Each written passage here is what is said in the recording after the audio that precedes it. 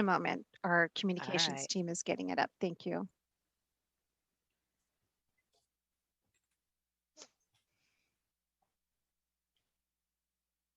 There we are.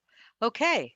I pledge allegiance to the flag of the United States of America and to the republic for which it stands, one nation, under God, indivisible, with liberty and justice for all.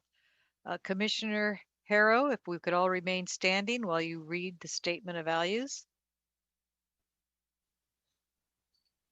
I sure will. Stand by one moment, please. Okay. As we gather, we humbly seek blessings upon this meeting. May we act with strength, courage, and will to perform our obligations and duties to our people with justice to all.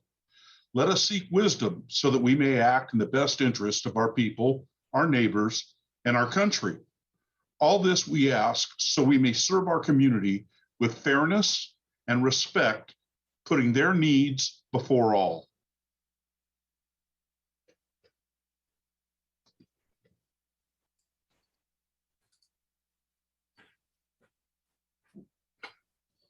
Sorry, I was on mute. If you could all take a seat and we'll have Elizabeth read the roll. Chair Biagini, Here. Commissioner Cherukuru, Commissioner Hero, Here. Commissioner Wang. Here. Commissioner Casey has said she will be joining late, so I'll put her as absent. Here. Commissioner Bhatnagar. Here. Thank you. Elizabeth, I know Commissioner Cherukuru should be on shortly. I'm not sure how you want to handle that in the role, or just add her when she gets on. Yes, we will add her in when she joins the meeting.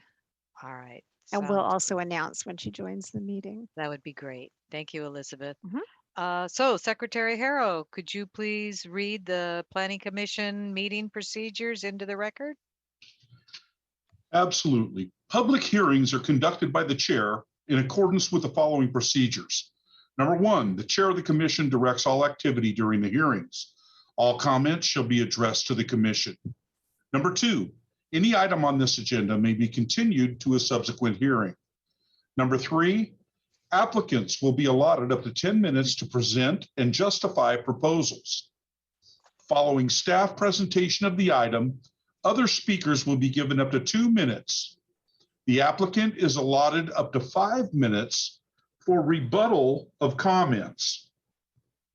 Number four, no additional comments will be accepted upon the close of public hearing, although the commission reserves the right to direct questions to any speaker on any matter. Number five, special procedures and time limits may be applied to any items as prescribed by the chair. And number six, appeal of commission actions must be filed in writing within 7 calendar days. Thank you, Commissioner Harrow. So let me just remind everyone that copies of the current agenda and staff reports for each of the items on the agenda are available from the Planning Division office on the Friday afternoon preceding the meeting, as well as available online.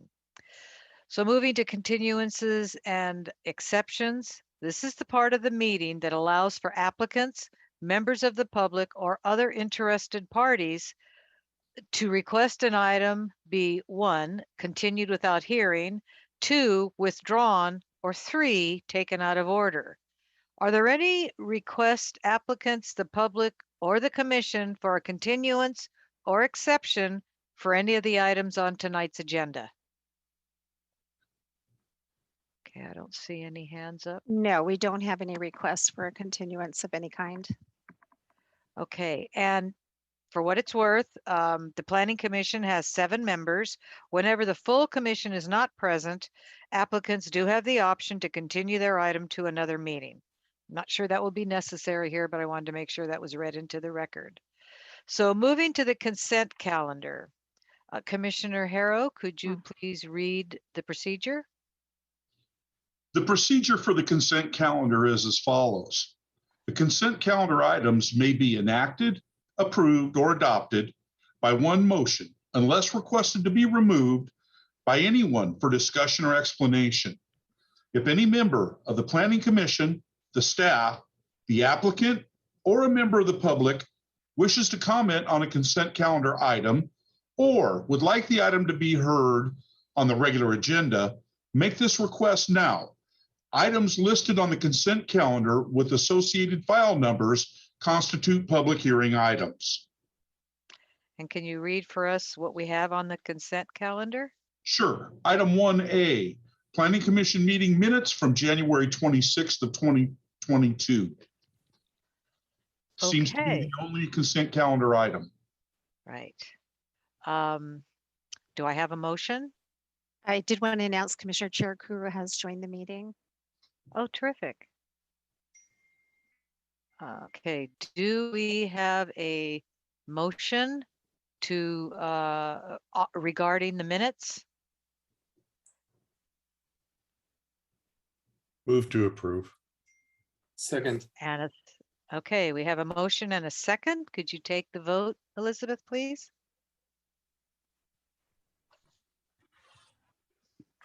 I'm sorry, who seconded the motion? Huang, Thank you. thank you.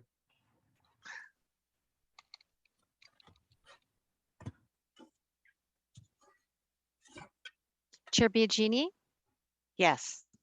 Commissioner Cherukuru, Yes. Commissioner Hero, Aye. Commissioner Wang, Yes. Commissioner Salame, Yes. Commissioner Bhatnagar. Yes. Thank you, and the motion passes. Okay, thank you, Elizabeth. So we'll move on to public hearing. We have two items, item number 2 and 3. Number 2 is discussion of land use topics to recommend to the council. Topics may include electrification standards, increased density, architectural review, senior housing, homelessness, historic preservation, meeting procedures, and interaction with other commissions. That's our first item. Excuse me, Chair Biagini, I think you yes. skipped over the public presentations to ask if there were any public presentations. Did you go right into public hearing? Indeed, I did, didn't I? My apologies. That's okay.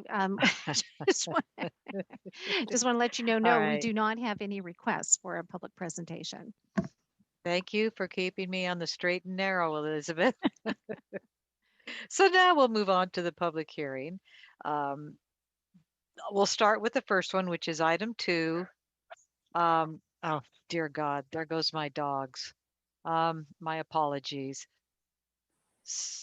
And I just lost my, okay, there we are. There's the screen. So I'll repeat, discussion of land use topics to recommend to the council. Topics may include electrification standards, increased density, architectural reviews, senior housing, homelessness, historic preservation, meeting procedures, and interaction with other commissions. I'm not sure how we want to start at this point. I don't know. Chair Biagini, Yes. can I try and help out a little bit? Yes, you can. Yeah, so a couple of things. You know, we wanted to make sure that a discussion on topics was noticed properly on the agenda. So because of that, you know, an email was sent out. We discussed this at the last Planning Commission meeting about any of the commissioners who had topics that they wanted to discuss to send an email to Elizabeth so that we would capture those general topics on the agenda. 3 commissioners actually sent emails, Chair Biagini, Commissioner Salame, as well as Commissioner Bhatnagar had, you know, very specific things they wanted to talk about, and kind of were somewhat articulate in how they communicated those comments. So, you know, it's really up to, you know, you, Chair Biagini, and how you want to handle this. We did talk about how we wanted to be relatively efficient with this discussion. And the purpose of the discussion was really to identify topics that the Planning Commission could recommend to the City Council at its next priority setting process, which would be, you know, essentially almost a year from now, but recognizing that some of these topics might need a couple conversations, we wanted to have an opportunity, you know, because this particular meeting wasn't going to have any agenda items on it, to have sort of like, hey, let's talk about some of these issues that are of interest to the commission and figure out, you know, is there substance to them? Is this a planning commission topic? And then the second item, the item after this item is like an ad hoc committee on the agenda. And that was only agendized in the event that the commissioners want, and this is no way, shape, and a suggestion or a recommendation, but there is a talk about, you know, maybe an ad hoc committee should get formed to talk about one of these topics.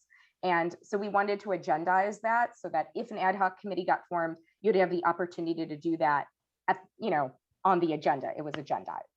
So Chair Biagini, I have those 3 emails, you know, I can put them up if you'd like. You know, like I said, there are the 3 commissioners who kind of came up with ideas that they wanted to talk about. They're actually like fairly extensive. So I would just say that that's possibly a good starting place. And then since we did agendize those topics, that's why they're appearing on the agenda. And so we have the ability, the commission has the ability to talk about them today. Let me ask you a question for some help on being efficient on how we proceed. Not knowing what all, I mean, I know what I submitted. What I don't know is whether some of my fellow commissioners may have put the same or something that would be considered the same also on their list. So I'm wondering if the way to start, well, Yeah. comma, and then some of those items we may feel, you know, it's kind of like items 2 and 3 are sort of combined, that if it's something we decide might fit better for an ad hoc committee, we can make that suggestion under this current topic with Yeah. Xander's input as to whether or not that would be appropriate for an ad hoc committee, and then refer it to an ad hoc committee. Am I making myself clear? I'm not sure that I I am. mean, I think the one thing that you started off with is, you know, is there common themes of Yeah. the topics that came in? There actually, each person had unique ideas.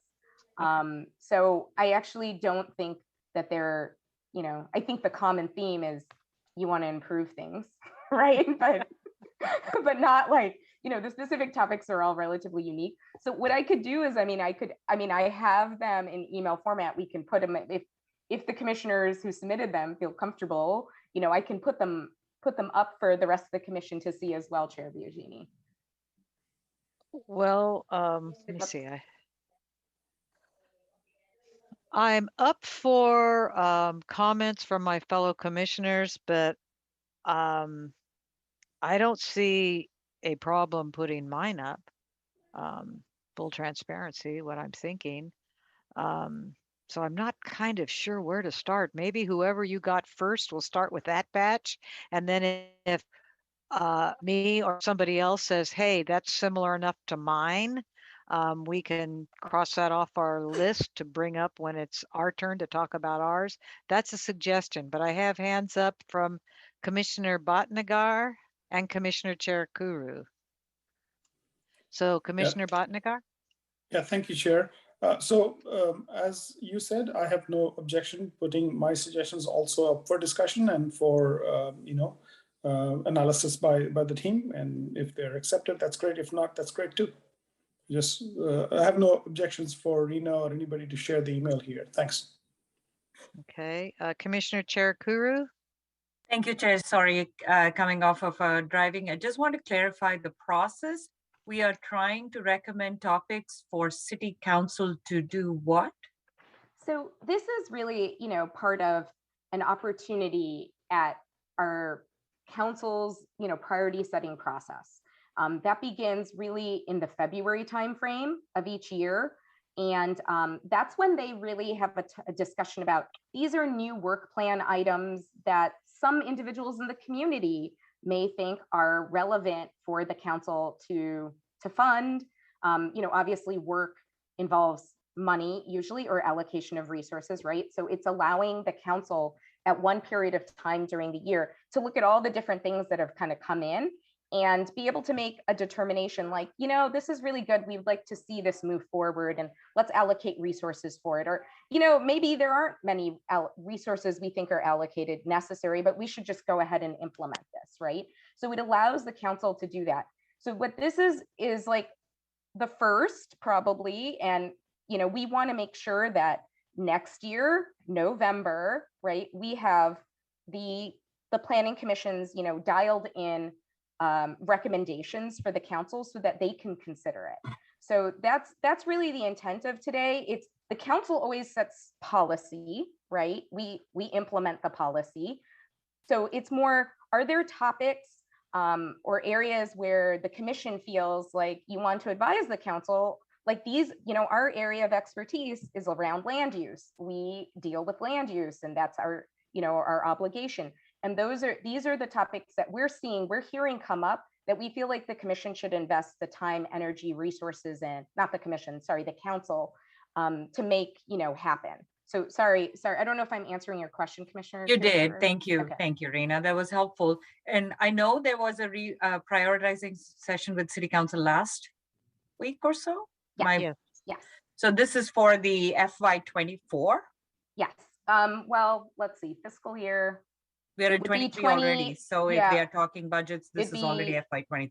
It would be, so I'm sorry, fiscal year, it's a little rough because I think it's 2 years, right? So it would be fiscal year 22 to 20, yeah, 23s. But let's talk about calendar year. It's so that in February of next year, next year's February, we are talking topics right now. Yes. Okay, very helpful just to get us all aligned right, on right. a year's Yes. effort to get topics in front of next year. So I just wanted to bring it all to that north point here that the City Council already discussed this year's they are priority that's right. sessions Those week. topics they already have, and they're already started their priority setting discussions. So yeah, not for this round. It's really to line us up to get to, and I think the ideal timing is that in early November, there's a list that has been fleshed out of things, and hopefully they're things that the Planning Commission has prioritized too, like not 20 topics, right? Got it. Okay. Thanks, Farina. That's all I had, Chair. Thank you. Commissioner Salim. Okay.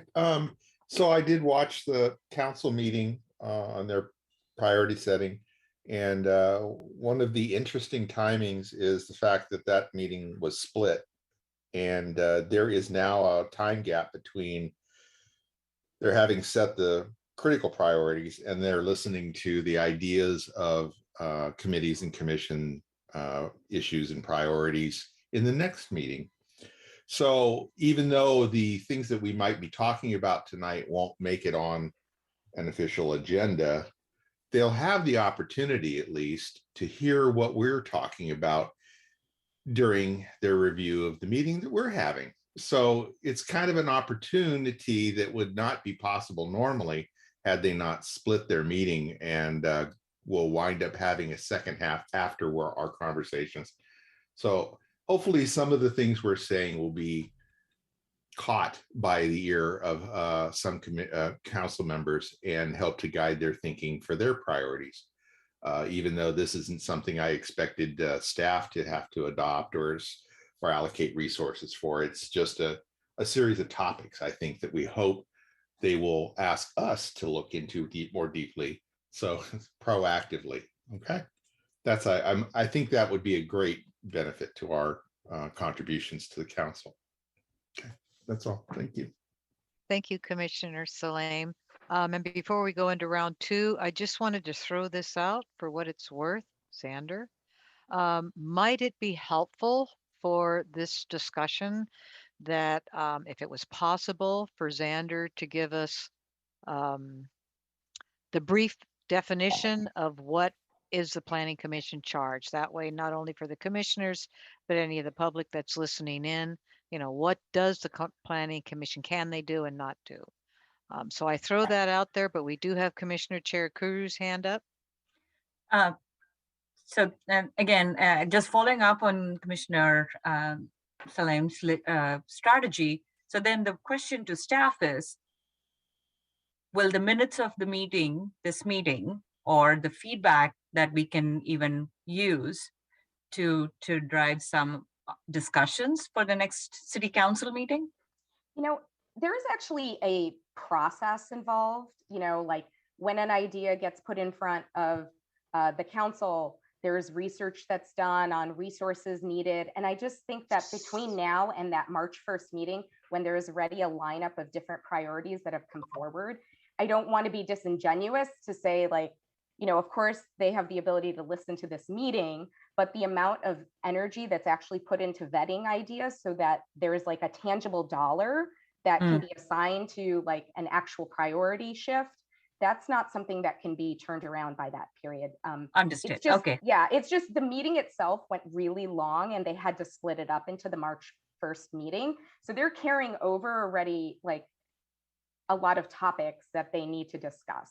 So and it's helpful that we are doing it now. I'm just curious how we did not get this opportunity last year then, or last November. Yeah, I mean, I think that this is a when I say relatively new, it's been a couple years. And I think that in the past, you know, people would just have ideas and things would just happen. And then I think there was really some thinking, you know, when the council starts making decisions in the middle of the year, they say no to other things. So they wanted a period of time, really this February timeframe, where they can look at all the different requests and weigh them and understand the resources involved. And so, you know, really, I feel this is my fault because we should have been able to bring this forward. I mean, you know, I'm not necessarily hearing other people do this, but this is the opportunity. There's an opportunity, you know, in February, and really to tee it up in a way that there is sufficient time for that to be adequately considered.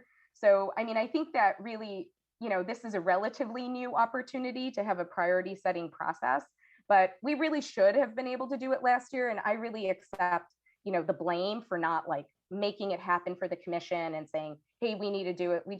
We're moving forward with all the work we were doing. And so when this meeting was canceled, it was like, oh, well, we should be talking about these things. I think Commissioner Salame could have brought it up or someone else. And it was like, yeah, this is the opportunity. And when these opportunities happen, which occasionally do, right? Because the work is, you know, cyclical, that we can advance these conversations. And no blame. I was just curious as to how this process came. And, you know, this is very progressive, but two, it seems a little too far out for next year, but I'm just trying to connect the dots. Yeah, it's very helpful to continue to talk about it, but I think the honing in should happen closer to November. Sure. And at that time, it should be an agendized, strategy recommendation from commission. So I just wanted to confirm what was past practice. Thanks, Rena. Thanks, Chair. Yeah, this would actually be the first time that the commission has provided input in that way.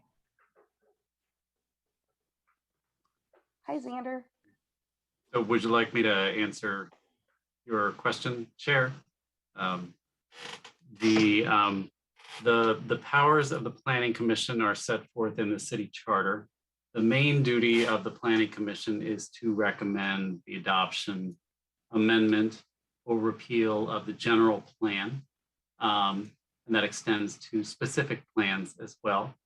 Beyond that, the charter directs the Planning Commission to exercise such functions that are prescribed by ordinance. Some of those ordinances that prescribe functions to the commission are approval of variances, approval of conditional use permits, and then making recommendations on amendments to the zoning ordinance, amendments to adoption and amendments to the general plan and specific plans, adoptions of development agreements, subdivision approvals, appeals of architectural decisions, but under our new ordinance, that's only for single family dwellings. And then for any of those types of decisions, either approval or recommendations of environmental documents that are associated with them. So a big ball of wax of land use decisions for how the city is run.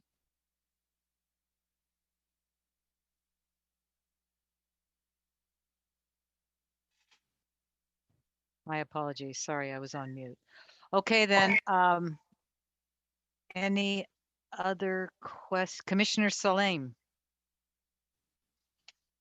Yeah, I really appreciate Xander's definition because that's kind of what I went with when I crafted the suggestions I proposed as amendments to our land use and amendments to our ordinances on areas I think that we're overlooking as a city, not as, no, I don't think it's a staff issue or a commissioner issue or anything. It's just areas that I've seen developing as both a, as a resident of Santa Clara and as a technologist.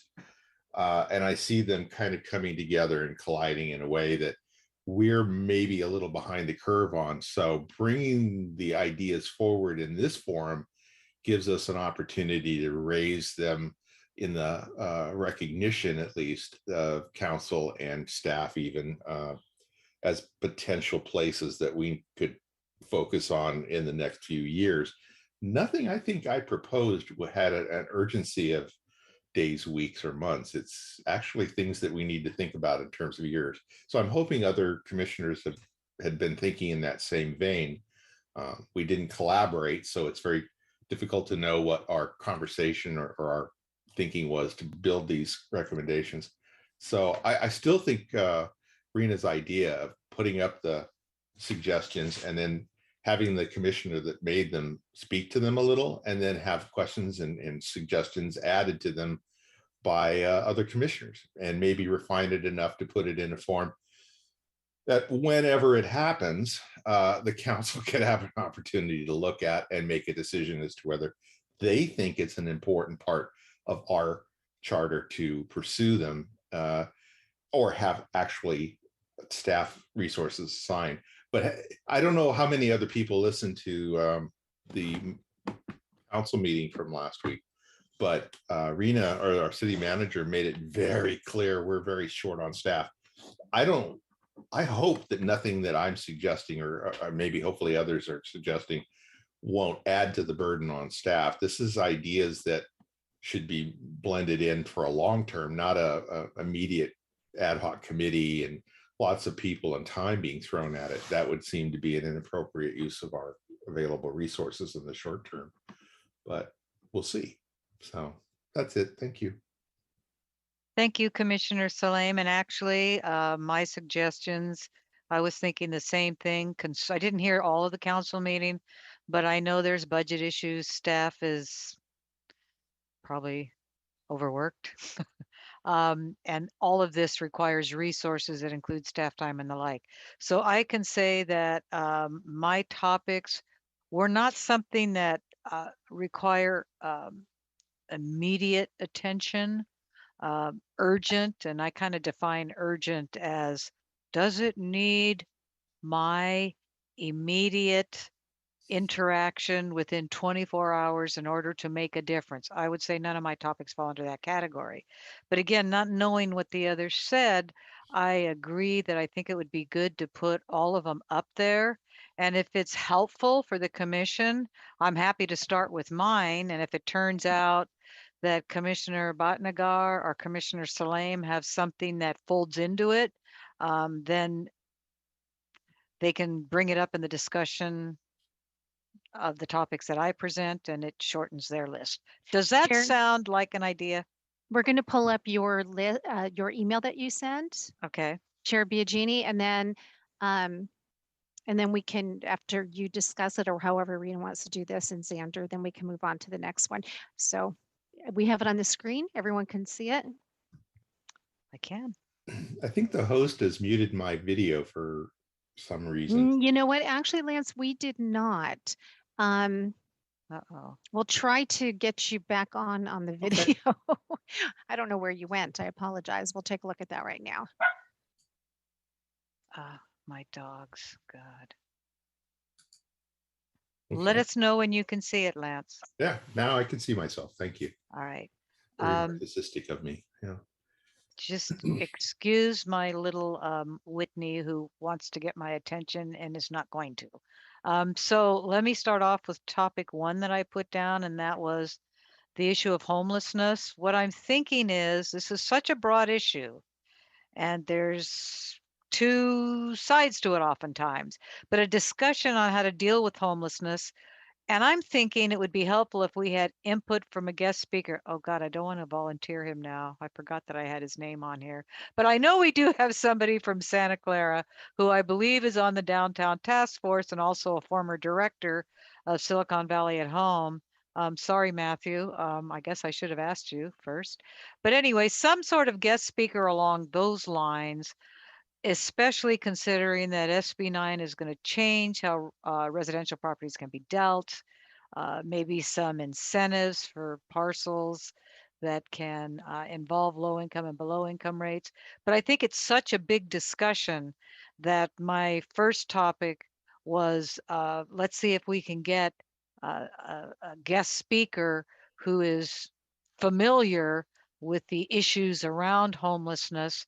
And frankly, I kind of prefer somebody that is from Santa Clara, although not limited therein. Renee, Rena, It's you Rena. have your hands up. Sorry about that. God. No worries. I just wanted the commission to be aware, and Chair Biagini, I don't know if you know it because they are just starting off. There is going to be a homelessness task force that's starting like eminently, like very shortly. And they are taking on trying to untangle all the challenges around homelessness and come up with some recommendations to city council. And then there's also the formation in the near future of a housing commission. So I think that where you're going is a good one. I just want to make sure there isn't like overlap of different things going on, and some folks who are going to be tasked with kind of looking at those topics for the city. The one thing I thought is we certainly can, we maybe today even we can have a list of speakers that we want to reach out to as well. And Matthew Reed is, he's certainly someone that we have a really great relationship with and is very familiar with how to talk about the issues. So we could certainly reach out to him too. That almost plays into my item number 3. So I didn't think of that as a combination, but yeah, I think our ability to work together, maybe have a joint meeting with the task force and or the housing commission. Obviously, this isn't something that has to happen immediately, would be very helpful so that we don't have competing interests or ideas in one venue that don't translate over to the other venue. So let me make that a suggestion down the road once they get started, that we include them or they include us, whichever way works best, so that that conversation carries over to all the, related commissions and committees. That's my thoughts anyway. Okay. Should I go on to number 2, unless one of the commissioners has any comments on that? Okay, we have a couple of Well, hands. it depends upon how you want to take comments, whether you want them on a per item basis or go back and talk as a group. Well, you know what? I think it might be better if my take on it, and we have Haro and Cherakuru with their hands up, might be that I go through all of mine and then we come back and have a conversation about the items. But that's not in cement. So if I could hear the comments from Commissioner Haro and Commissioner Cherakuru. Commissioner Haro? I'd like to be able to see the email on my screen if staff could make sure that it's up. I'd like to at least be able to read along. Thank you. Commissioner Hero, it is on the screen right now. It is being broadcasted. Can everyone else see it? It is. Yeah, I think, Kieran, can you move the screen so we see number 1, not number 2? Because I think it somehow got off the screen that we're seeing. Yeah. There you go. Can you see it, Commissioner Harrell? Not yet. Oh, weird. It's showing up on my screen. It says topics for Planning Commission at the top. And number 1, it's homelessness, colon. I don't know, possibly you have a different view you're looking at, Commissioner Hero, but it's a different view, but I can't seem to get it up to be my primary view. Oh dear. So if you go to view and you do your side-by-side gallery, it should show up. You'll see the email. So I see side, it, but I can't enlarge it. no, you cannot on your side. That is correct. Kieran, can we make that any larger by chance? Which means I can't read it. Okay. Oh, Oh, gotcha. The font is too small. So Commissioner Hero, we can enlarge it, but also if you go up to the right, I don't know if you already did this, go up to the right-hand corner. Do you see Yes. the view? Do you see Yes. that little thing with view? Yes. Did you click standard? Because when I click standard, what's on the screen is like full screen. Yeah. That's it. So I need to be side by side. No, No, I you need picked to be standard. standard. I'm in standard and it's Wow. not showing on my Try screen. side by side. Try the other ones. Sorry. And we're also working with IT staff that's here right now, asking them if they can assist in any way. But we're doing our standard screen sharing like at any commission meeting. My main screen says Kiran Singh has started screen sharing, and that's all Uh-oh. it's showing. I apologize, and I don't mean to interrupt, but I sure would like to be able to read along with the questions proposed by the chair. You know, I think what we could do, if you have access to your email, Commissioner Hero. Yeah, thank you. I think we can email Kieran. I don't know if you have Commissioner Hero's email address. Can we email him just this topic? I was thinking the same. Give me just a minute. Cool. It'll be just a minute. Thank you. That'd be good. I was thinking the same too, so. Commissioner Hero, I'm sorry to interrupt one more time, but you may want to log out and log back in to the meeting is what IT has suggested. In the meantime, I will send you an email. It'll take just a minute. Thank you. All right. I'm wondering, okay, he's logged out. He's going to come back in. Kind of think we should, well, Commissioner Terakuru, you had your hand up. Thank you, Chair. So I just wanted to, I think Rena reiterated, homelessness, I think, is a topic that is being addressed by several different groups along with City Council in already in its general plan. So I just wanted to confirm with staff what of these topics are already in flight or already being proposed, so we are not regurgitating in different forums. But we want to make sure that then we focus our attention. If you say homelessness, we already have it's a topic under consideration with City Council already, we can just move on to the next topic. I think what the homelessness task force is tasked with is figuring out what are our obstacles for solving the homelessness problem. So they're kind of doing some of that legwork, but I don't have like what their potential solutions are or where they've identified, you know, what our barriers are. But that, you know, they aren't necessarily only taking a land use lens. I think that's going to be part of their lens, but they're probably going to be looking at social services, looking at affordable housing, you know, it's like the whole range of stuff. Understood. So then I think one of the strategies could be that that task force come and present its findings, or we have a version of it at the Planning Commission. So we can present our recommendation, expertise, or you know, strategies from a land use perspective. You know, so at some point we connect the two dots, and then it becomes a joint recommendation to City Council as you know, where I'm going with this. If Downtown Task Force has a timeline of when they're going to be presenting or addressing recommendations, that we be a milestone in that path of travel. If not, then we need to make sure that we address it as a separate topic. That's what I want to make sure. If there are coordination which needs to be as staff is, you know, and we're in the same department. Community development is running, you know, not running, actually there's a consultant running the task force administration, but we're involved. We're very involved as a department, right? So we certainly can bring updates to the Planning Commission on like, as well as, you know, I think this is going to culminate into a body of work. Mm-hmm. This task force is different. It's not a commission. They actually went out and got people who are in explicitly not just like your regular citizen. They weren't looking for just a regular citizen, which is usually the makeup of our commissions. All of our commissioners have interesting angles, but the task force, I think they were looking for individuals who have like really specialized skills who do this as their day job and can provide like advisory services to the city. So I actually even think that the task force, I'm not even sure if they're getting paid. They might even be getting paid because they're providing like a different kind of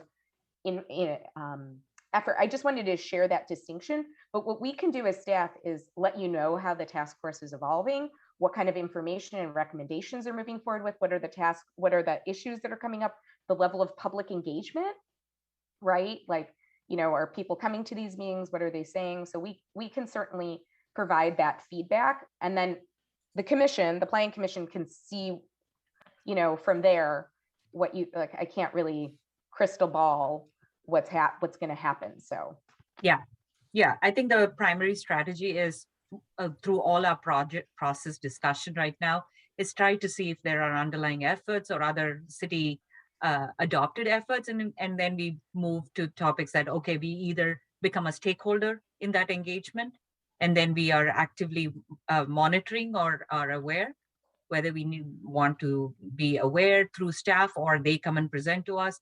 But at the tail end of it, we just want to make sure that land use addresses homelessness as the Planning Commission's recommendation through appropriate land use decisions, because that is in our realm. And if it's under a general plan, you know, or a special, you know, specific plan, whatever be the end result. Sure. And, you know, where there is a bit of a tie-in for sure is our housing element is part of our general plan, right? We need to update our housing element by the end of this year. So the commission will be weighing in the housing element, and we will ideally be taking feedback that we're hearing from the task force, but there's a whole lot of other stuff that goes into the housing element. So the housing element isn't just about homelessness, right? But it's going to include things about trying to address, you know, this unhoused situation, right? So there is a tie-in for the Planning Commission, so we can certainly bring this all together so that what your tangible topic could also be like, hey, we want our housing element to address these topics. Right. Okay. That's all, Chair. Thank you. We can move to the next one. Thank you, Commissioner Cherukuru. I think your point is very well taken, as well as Rena. And I would certainly agree. Do we have Commissioner Harrow back? I see he's back with us. So I'm here. if I may encapsulate Commissioner Cherukuru and Rena's discussion while you were gone, it was either one of you can correct me if I don't say this properly, but Commissioner Cherukuru was a little bit concerned that we don't regurgitate what other committees or commissions, the task force, the housing commission, the like, are getting into. Rena reminded us that, you know, when it comes to those task force, it gets beyond the call of the planning commission, and that discussions about social services and the like go beyond our scope. And Rena also mentioned that some of it does play with the planning commission, and that was something she could bring back and we could work something out. Did I encapsulate that okay, you two? Yeah, I would just say the more specific thing was the housing element, because that is like happening this year. And that's the body of work where really, if we want strategies or policies to address kind of this issue, there is a point in which the planning commission is going to review that body of work and can, you know, take the information that they're hearing from the task force and try and make sure it's integrated. We're going to try and do that as staff as well, obviously, but you know, you can provide that oversight of, is this sufficient for what this issue is? Okay, thank you. Commissioner Harrow, you have the document now, or you can see it? I do. Thank you. Okay, then I'm going to go ahead and move on to, I'm going to flip item 2 and 3 because I think this conversation plays well into item 3. Similarly, some way of reinstituting get-togethers with the council and other commissions. We're all in this together. COVID has created problems. I talk a little bit about the library board. There's thought that joint work with Mission wasn't productive.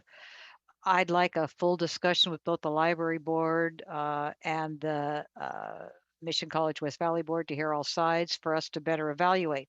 But the bottom line is some way of linking different commissions where there might be overlap. I know we used to do dinners with the council. That's kind of crazy right now. But I also think it's important where those overlaps happen that it doesn't get missed and some strategy in which, I mean, I have some ideas, but some strategy in which the, without getting into Brown Act problems, where the commissions can share information where they see an overlap. I'm not sure that all of us are as well schooled on how as schooled as we should be, I should say, on what the purviews are for the other commissions to recognize where there may be some overlap. And where there may be some overlap, I think it's important that that is shared. So does that mean, for example, I don't know, the commission chairs get together once a month, but I don't know if that creates, that's one person from each committee. I don't know if that creates problems, or I hate to say it, if that falls on staff's shoulders. But I just think that there should be conversations between commissions where they overlap, that would be something I would like to see happen more often. Rena? Is your hand up? No, Yeah. your hand's No, not I up. just had some thoughts on that. Okay. And they're all good. One, it might be helpful to hear from the Planning Commission. I have ideas, like which commissions have the most, I guess, overlap with the Planning Commission as well. Like I think of obviously, and you've sat on it, right? The HLC, our BPAC. Those are areas where land use transportation, land use historic preservation, those things like certainly overlap. Even the Parks Commission, right? We're building development that's creating parks. The Parks Commission's approving the development, approving the parks. So those are certainly commissions. Specifically, Mission College and West Valley Board, I feel like those are their own school boards, unless I'm not aware, which is very possible, but I don't think I'm aware. There's like kind of maybe a liaison meeting where we have, and I know that happens with the school districts, but not necessarily with, I don't know. I guess the point is, I don't know what kind of, if like it's a commission or if it's just the boards. And then those boards, if they're not really integrated with the city's governance system, we don't have like a really good, and I don't know if Chair Biagini, you were thinking of a specific commission that, and I apologize, those were the two that I was like, I don't know how we bring them into the, Gotcha. The commission world discussion, but those other commissions that I mentioned, I thought like, and thank you for being sensitive to the staff issue. And I would just say for planning, we have lost a lot of people, not bad reasons. People are retiring, have retired. We lost people through that process. We don't necessarily have a big team, and we're trying to fill positions, and it's a hard labor market. So, just to be real, I really appreciate the intended, constant discussion about like, hey, like what's the burden for staff? But I really think that if we metered it out, we could certainly support the coordination, right? If it's like, hey, we really should have a joint meeting with the HLC this year. And maybe it's like ambitious, but maybe the BPAC too, and we're trying to work on maximum of 2 meetings with like the other commission, then like, I think that's something, if we put it on the books, staff can support. It's just more, coordination and work, and maybe we can overlap the meetings for that month for that, for both of those commissions or something like that. But those were just the ideas I had that I wanted to share with you before you discussed other things.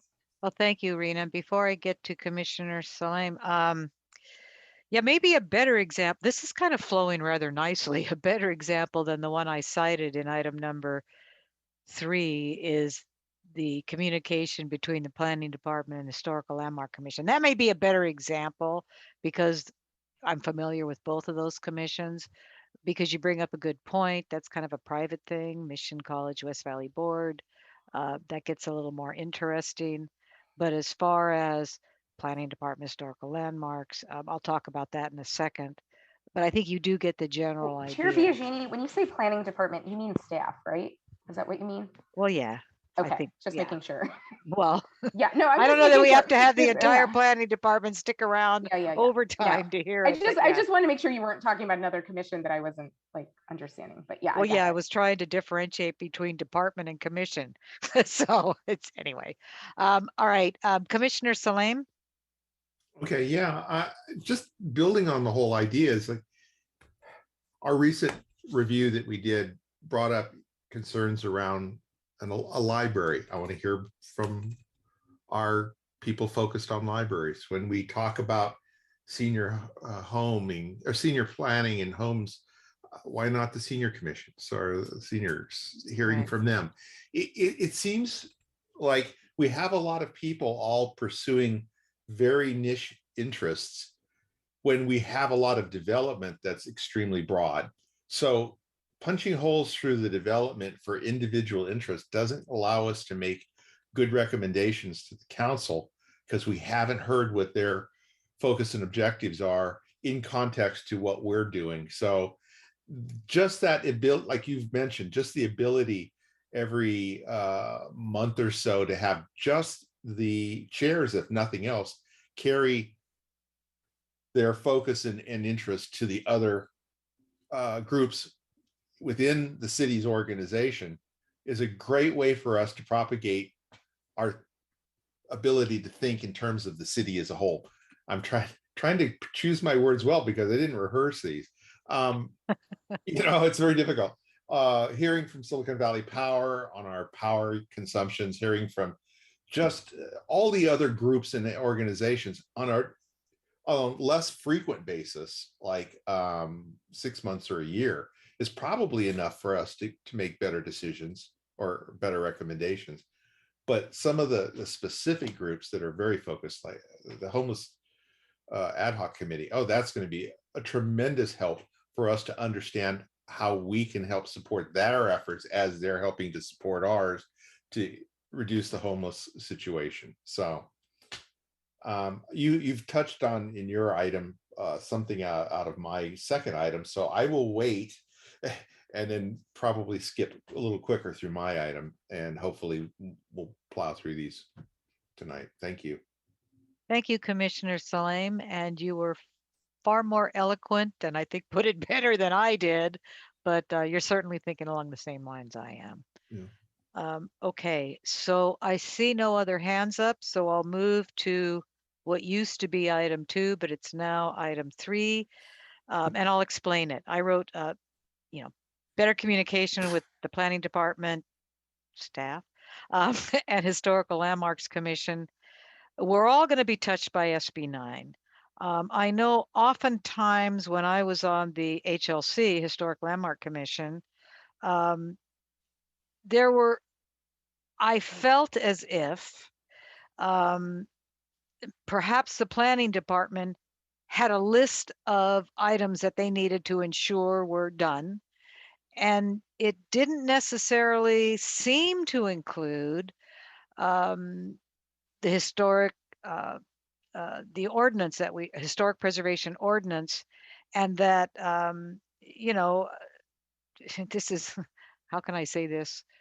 I know Gloria was schooled in both planning and historic preservation, and so that was kind of that link. Now she's not any longer with us. I don't know that anybody else has that much institutional knowledge or experience, but I always felt that both entities could work together better if we both had a better recognition of what each of us was looking at, so that way it wasn't just, perhaps the planning commission was more aware, planning department, I mean, was more aware of the concerns we have over preservation, and develop a better relationship. I hope that makes sense.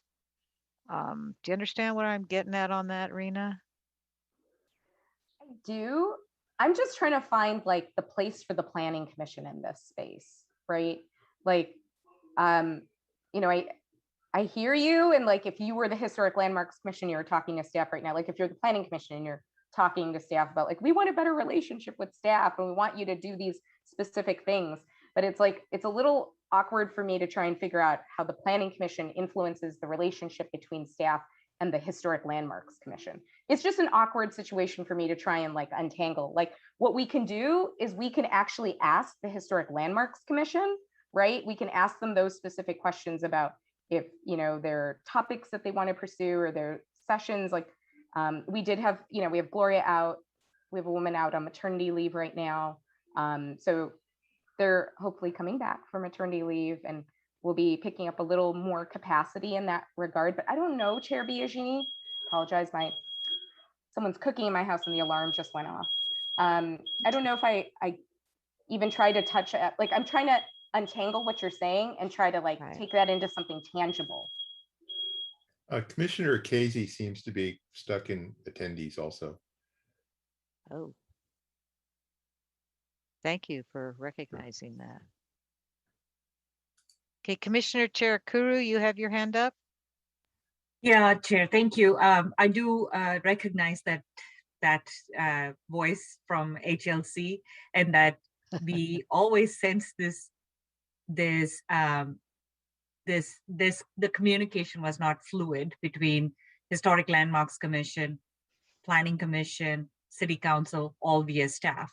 So I think where Chair is recommending is that it's not we integrate into Planning Commission, Historic Landmarks Commission issues, or vice versa. I think it's just making sure that staff is communicating to historic landmarks and bringing that as an actual need or an issue that influences land use, more specifically one to Planning Commission and two more specifically to City Council. I think many a time what was lost in translation was HLC was considered as okay, nice to hear you out, but you don't have much powers. You're not any approving body. You're not a decision-making body. And many a time there was this perception, and I say perception because I don't think that is real. There was a perception that it wasn't getting appropriately channeled or conveyed back to City Council. And so some of the identified challenges or angst that was coming from more of those specific land use projects just fell by, seemed to, yes, there was voluminous discussion, but it didn't make its way to Planning Commission or didn't make its way to City Council as intended.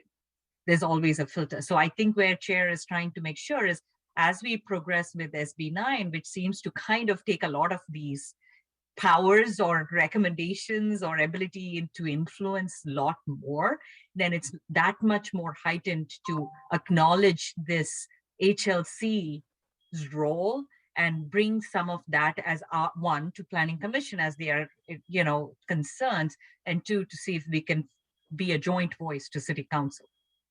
I'm sorry, Chair, if that was not the goal, but I just felt that that would have been my recommendation at that point. Commissioner Cherukuru, my colleagues, you included, are so much more eloquent than I. And I yes, think your point is well. I just wanted to make sure staff did not perceive that to be us trying to influence HLC or vice versa. I think it's just making sure that all voices are appropriately represented to City Council. There you have it.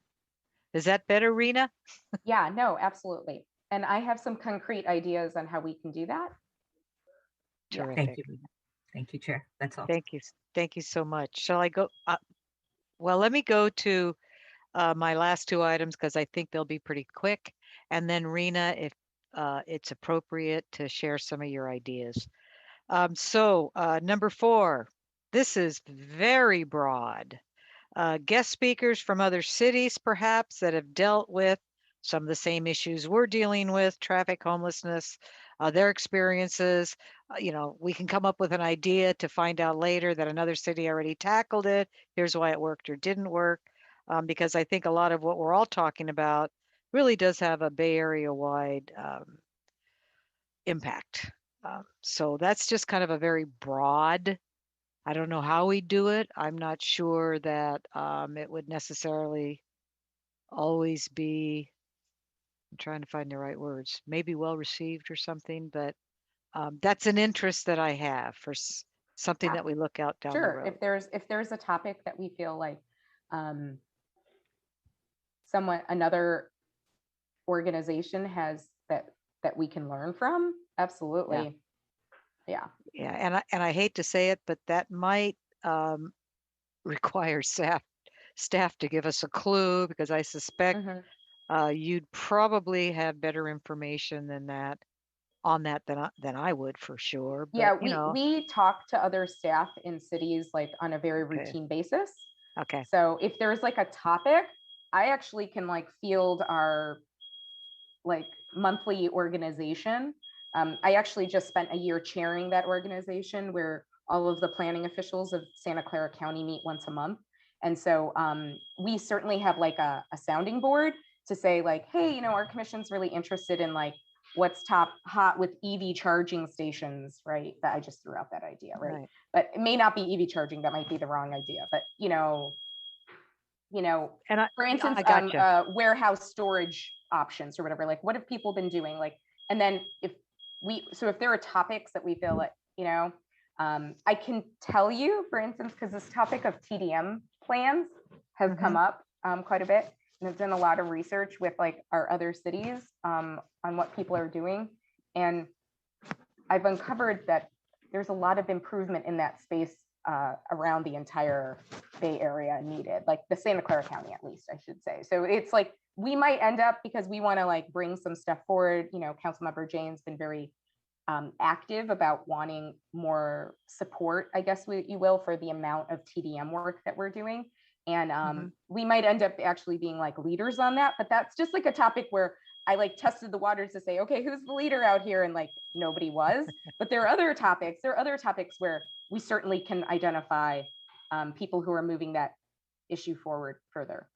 And I apologize. I'm just going to have to deal with this alarm that's going off. I apologize.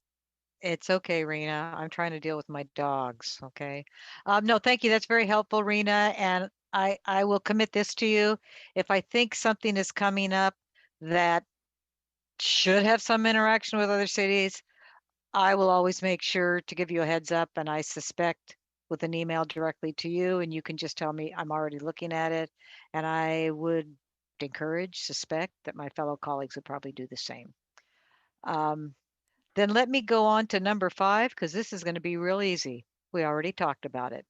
And that's priorities talked about, discussed, sent to council priority sessions for 2023. I think we can just cross that out because that's already been discussed. Is that okay?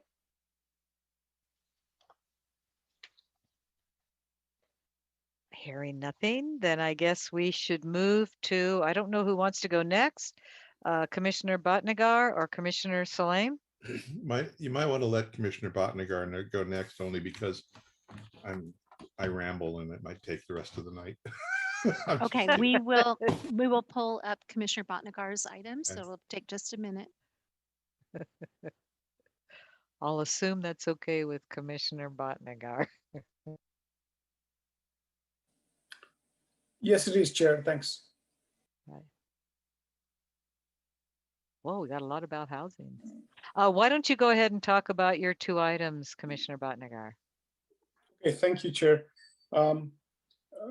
My video is shut off, and that's fine. I don't have control over it, looks like, but I hope you can hear me. So 2 short items, but let me maybe speak to the first one.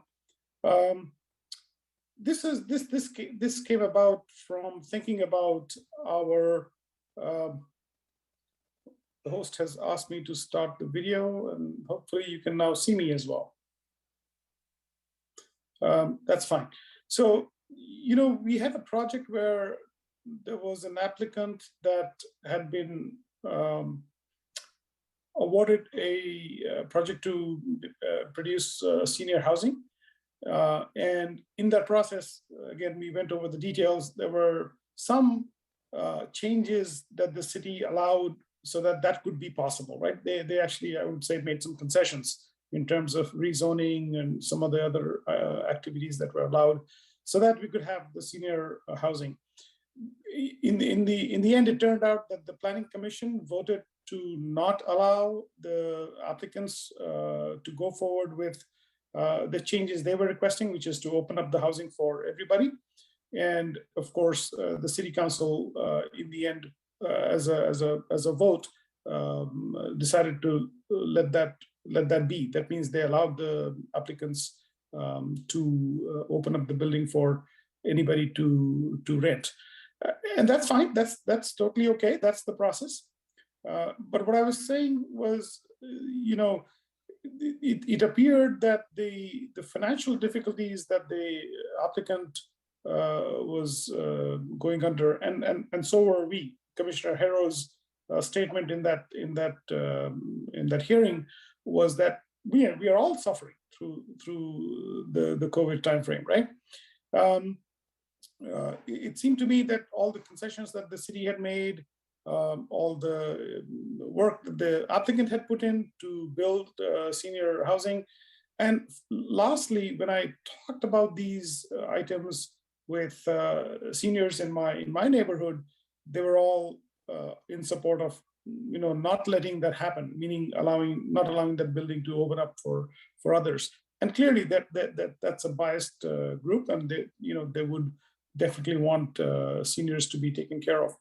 So in any case, I thought one way to kind of deal with these scenarios might be to put some barriers together where, if a project is awarded under some certain conditions, then we hold the line for some time.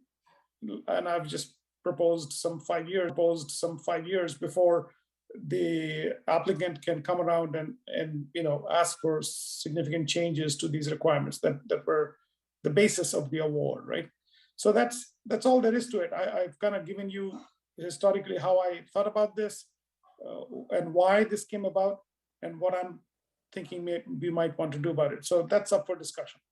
The other one is, of course, we are now in just about entering, call me an optimist, a post-pandemic time frame, and perhaps we should develop as a team all together a policy for how we go forward.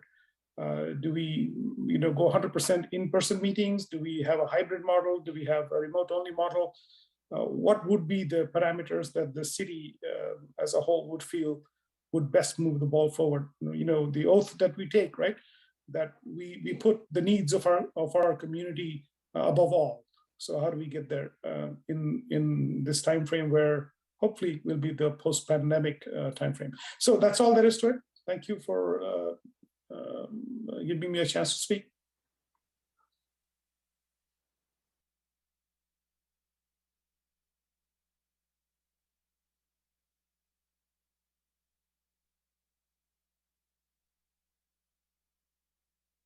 Sorry about that. I was on mute. Commissioner Huang and then Commissioner Salem.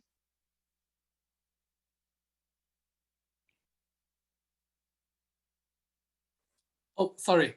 There you go. Yeah, I muted myself. Sorry. Yeah. Thank you, Chair. Yeah.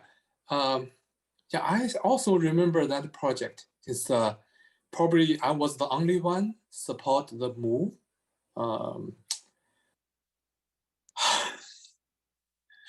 So it's okay. Yeah. So my I don't know. So maybe my question is to the staff.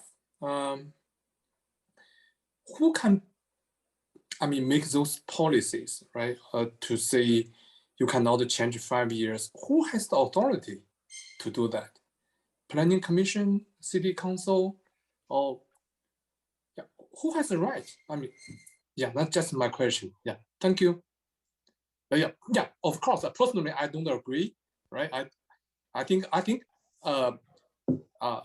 we should give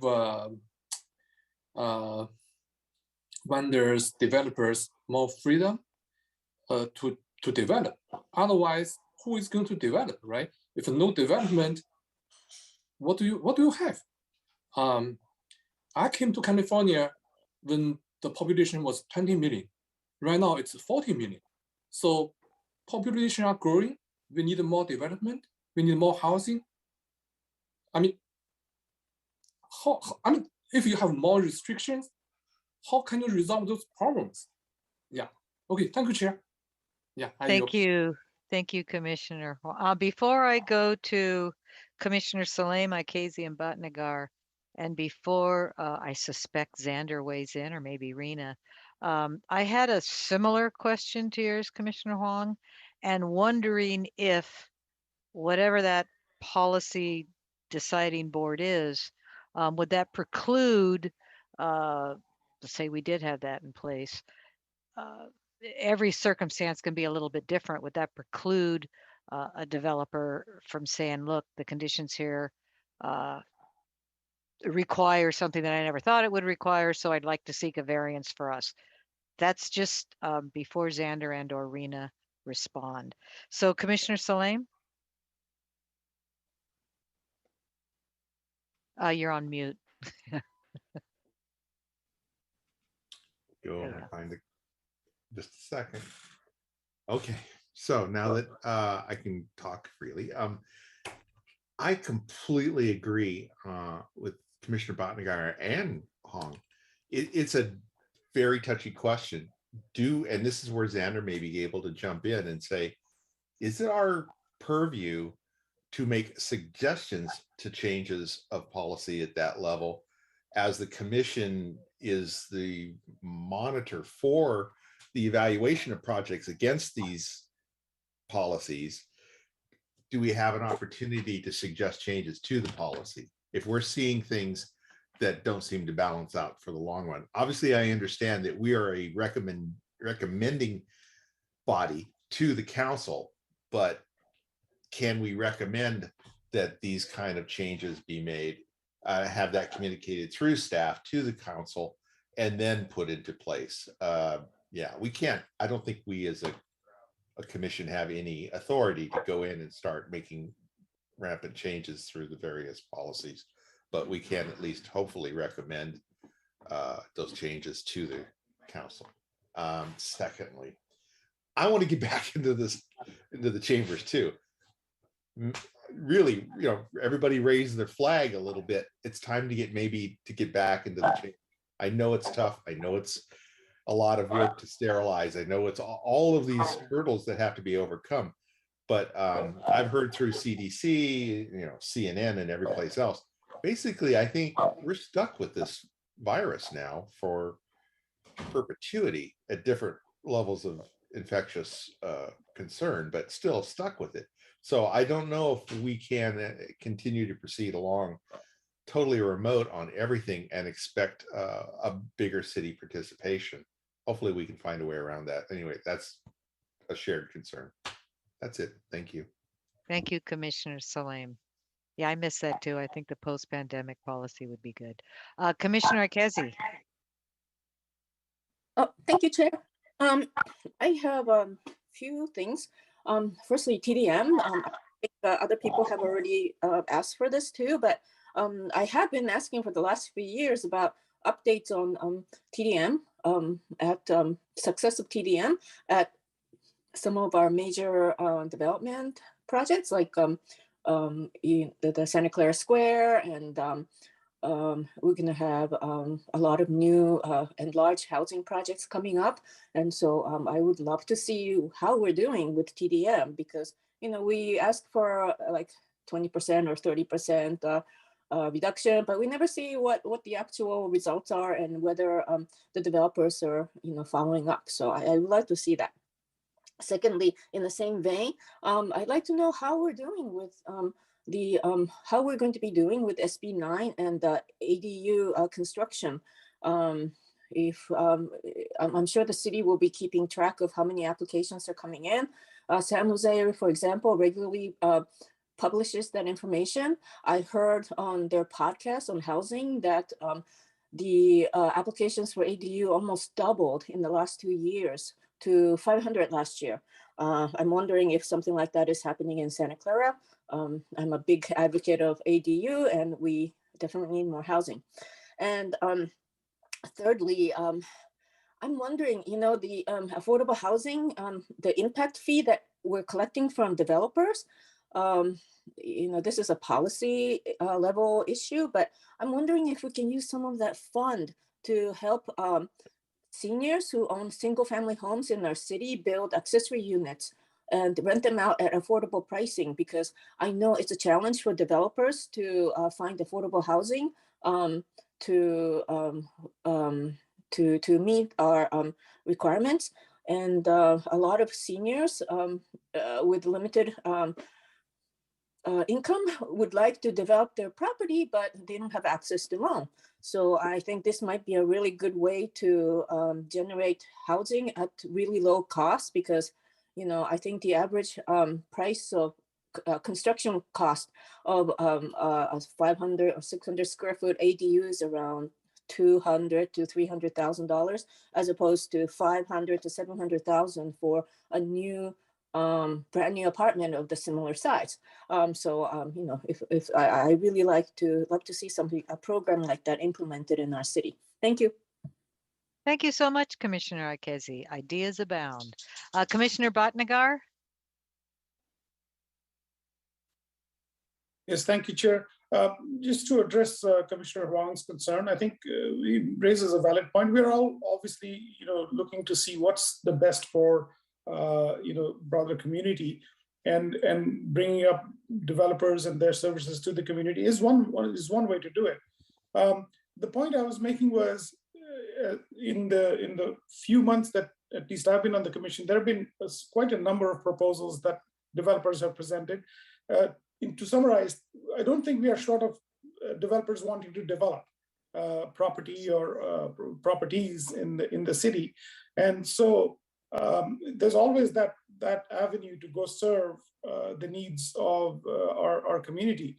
The point I was making was, once we've determined what the needs of the community are, then it should not be a straight shot to say, oh, this scenario changes this whole thing, and I'm going to go do something different. We live in a changing world. Those requirements may change, and there needs to be some mechanism to allow for changes when they are necessary, but not to allow changes in inverted commas willy-nilly, right? So in any case, I think we're all trying to do the best for the community, and I wanted to bring forth the idea that when we make concessions, we make very deliberate actions to award projects so that we can serve the community best. Then there is some significant value attached to that decision, and not to be overridden in a short duration of 1 to 2 years or thereabouts, right? That's all I just needed to say. Thank you for hearing me out. Thank you, Commissioner Bhatnagar. And I think it goes almost without saying that I'm very proud of this commission. We don't always agree with each other, but it's always done with respect and the best intentions. And I'm wondering if Rena and or Xander might want to weigh in on some of those questions about who sets the policy and what is possible and not possible that have been raised in this discussion. I'm not sure who wants to take that on, Rena or Xander? Well, I can take first stab. The question of whether or not we could have some sort of policy that says you've already committed to being a senior development, you can't change that for a period of years. The way our code is currently written, that wouldn't be possible, because if you recall, the project was a PD zoning. The project was zoned for a senior housing development. The senior designation was part of the PD zoning. In order to eliminate the senior component, the applicant applied to amend the PD zoning. So it was an application for a rezone. So a policy that said you can't do that for 5 years wouldn't work, because you can't tie the council's hands in that way. You can't bind their future legislative discretion. If there's a shift in who's on the council and they want to take policy in a different direction, they need to have that ability. So we could never say, council, you can't pass a zoning ordinance that does X, Y, and Z. So it's a little challenging for me to think of what we would do to guide that situation off the top of my head. I mean, as the project was originally approved, it was a condition of approval that it had to be senior housing for X number of years, or maybe it was just forever. It was a recorded thing. It was a condition of approval. There was no option to change it. It was only through the rezoning process that they were able to change it. So I don't know, it's a bit of a head scratcher. I mean, who could adopt such a policy? I mean, that could be part of the zoning ordinance. So that's something that the Planning Commission and the City Council could work on. If I could think of a way of threading that needle to come up with a policy that would be enforceable. But you are empowered to make recommendations on the land use policies of the city. You're about to have a prime opportunity to do that when the zoning ordinance goes before you. So to the extent we can come up with something applicable to senior housing, we can throw it in, but it may end up being just more of a policy statement than an enforceable prohibition on eliminating senior housing. That's probably all I have for now. Rena, do you want to take on? No, I think you summarized. I mean, especially the specifics of that was a rezoning action, that particular topic. Okay. We could do something like, there's a penalty if the project goes from senior to non-senior, but that's the sort of thing that would, then be waivable by a future city council. So I don't know. It's a bit of a head scratcher for me. I understand what you're trying to accomplish, but I don't have a solution off the top of my head. Okay. Any other discussion on, well, I have a comment on the post-pandemic meeting. I too, frankly, would like to see us back in chambers, but I also recognize the concern about COVID, and I get asked a lot, when is this all going to end? If I could answer that question, I probably would have an entirely different job right now, but I can't. I think a hybrid is something that is a good idea that Commissioner Bhatnagar brought up, because there can be times where, God help me, I know that, well, I'll just put it this way. I know when I had hip surgery, it would have been really hard to come into council chambers, but it would have been really easy to do it on a Zoom. So I think that's a worthwhile discussion to have about a post-policy pandemic. When and how, I'm not sure, but I think it was a great idea, Commissioner Bhatnagar. I don't think we're going to get out of the COVID thing in the next month or two. So, Chair Biagini, if I can just say one thing. So I think that in general, we like to follow what the council is doing. Okay. I'm not saying that the council, I mean, there are reasons for why, right? There's like just a variety of different reasons. But so I would suggest first, I mean, I think many times in this pandemic, I've learned, we always seem that we're heading in a certain direction and then something unpredictable happens. But at this particular moment in time, I do totally understand why it seems like we are heading into a different era, hopefully.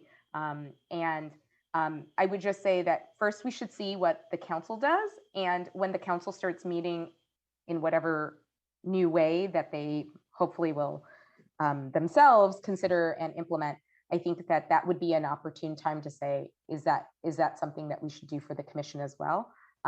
So just to give it a little bit of breathing room is what I'm saying, until we kind of see where our council goes on this too. Thank you, Rena. And I'm sure that under our agenda item of upcoming council actions, if that's coming up, you'll be sure to notify us so we can weigh in. I'm sorry, Chair. Could I just throw in just one little piece of legalese? Okay.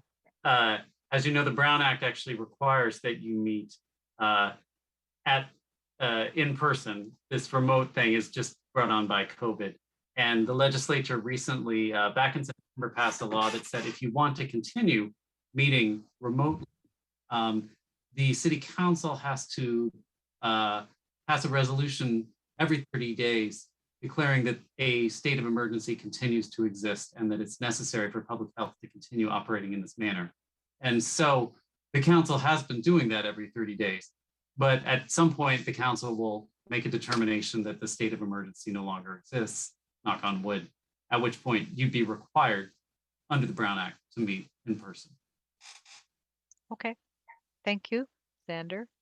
I don't see any other hands up, so perhaps we can move to Commissioner, there you go, Kiran's going to put it up, Commissioner Salem's topics, and it looks like it's up on the screen. Can everybody see the screen with Commissioner Salem's It starts off with item 1, review and enhancement of electrification standards. I know we had some hiccups.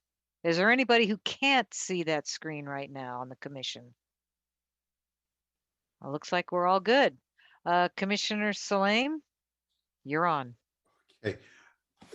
I wanted to start off to say, maybe you wanted to have a 5-minute break, give everybody a chance to get something to drink, because this could go for a while. That's okay by me. If there's no objections, why don't we take a 10-minute break? Yeah. I don't want to scare people. I'm not like saying that it's a 7-volume set of ideas, but yeah. We defer just Salim's to another meeting. Yeah, just pull it out and toss it into the bucket. Yeah. I could use a little break. I'm looking forward to it, but I can second us taking a break. Okay, so it's 7:26 and we will come back at 7:36. Okay, thank you. Okay, that'll work. Thank you. All right.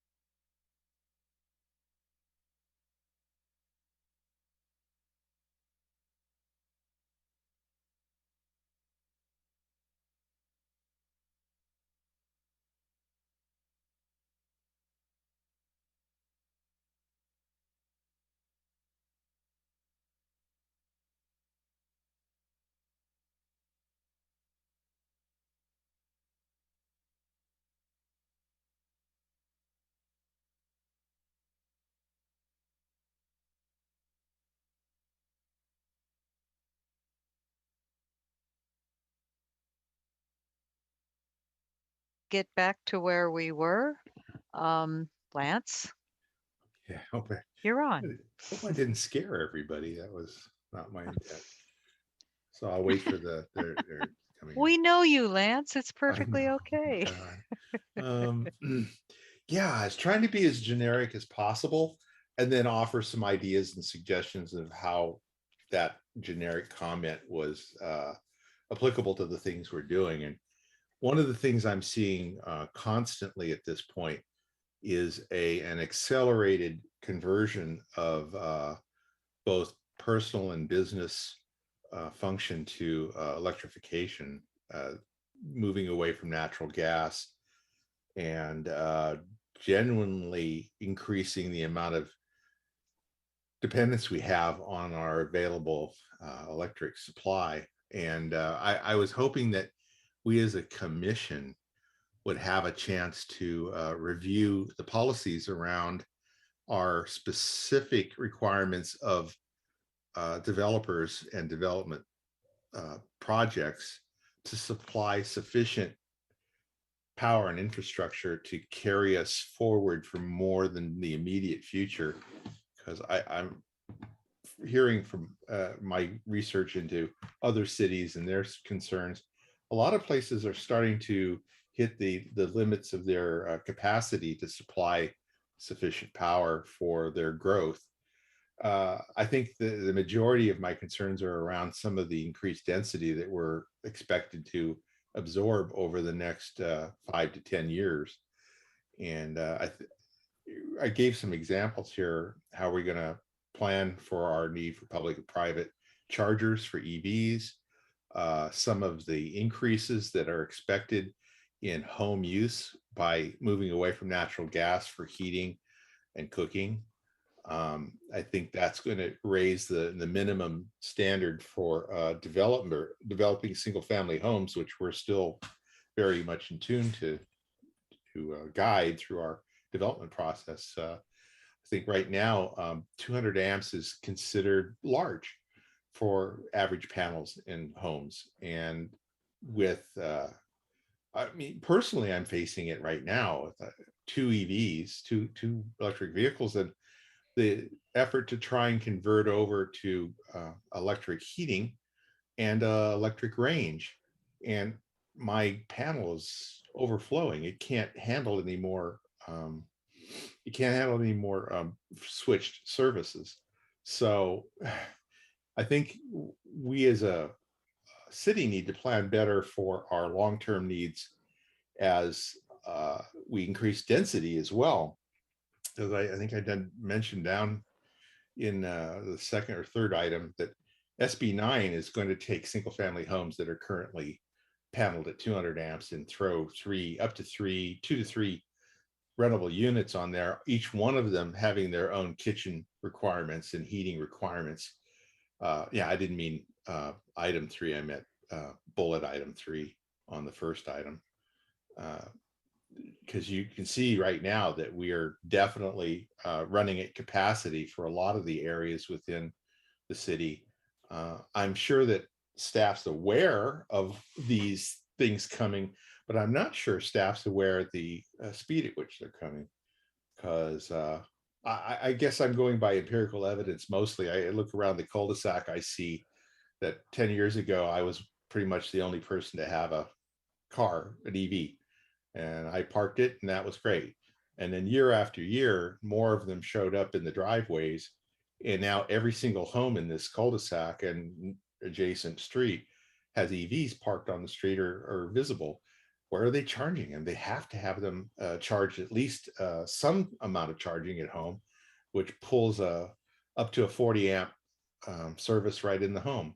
So hopefully we as a commission can encourage and even require a lot of our new developments to have the capacity and the forward-looking capacity to expand out to higher electric service capability, which implies that we talk more with Silicon Valley Power and make sure that their plans, which I've watched some of the sessions on, are in line with the growth rate and the curve of adoption that we're seeing for the city as well as surrounding cities, and keep up basically.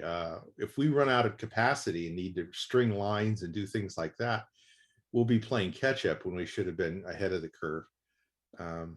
I believe council has even got a priority, or at least a couple of the council members have priorities to move us towards a no gas solution for the future.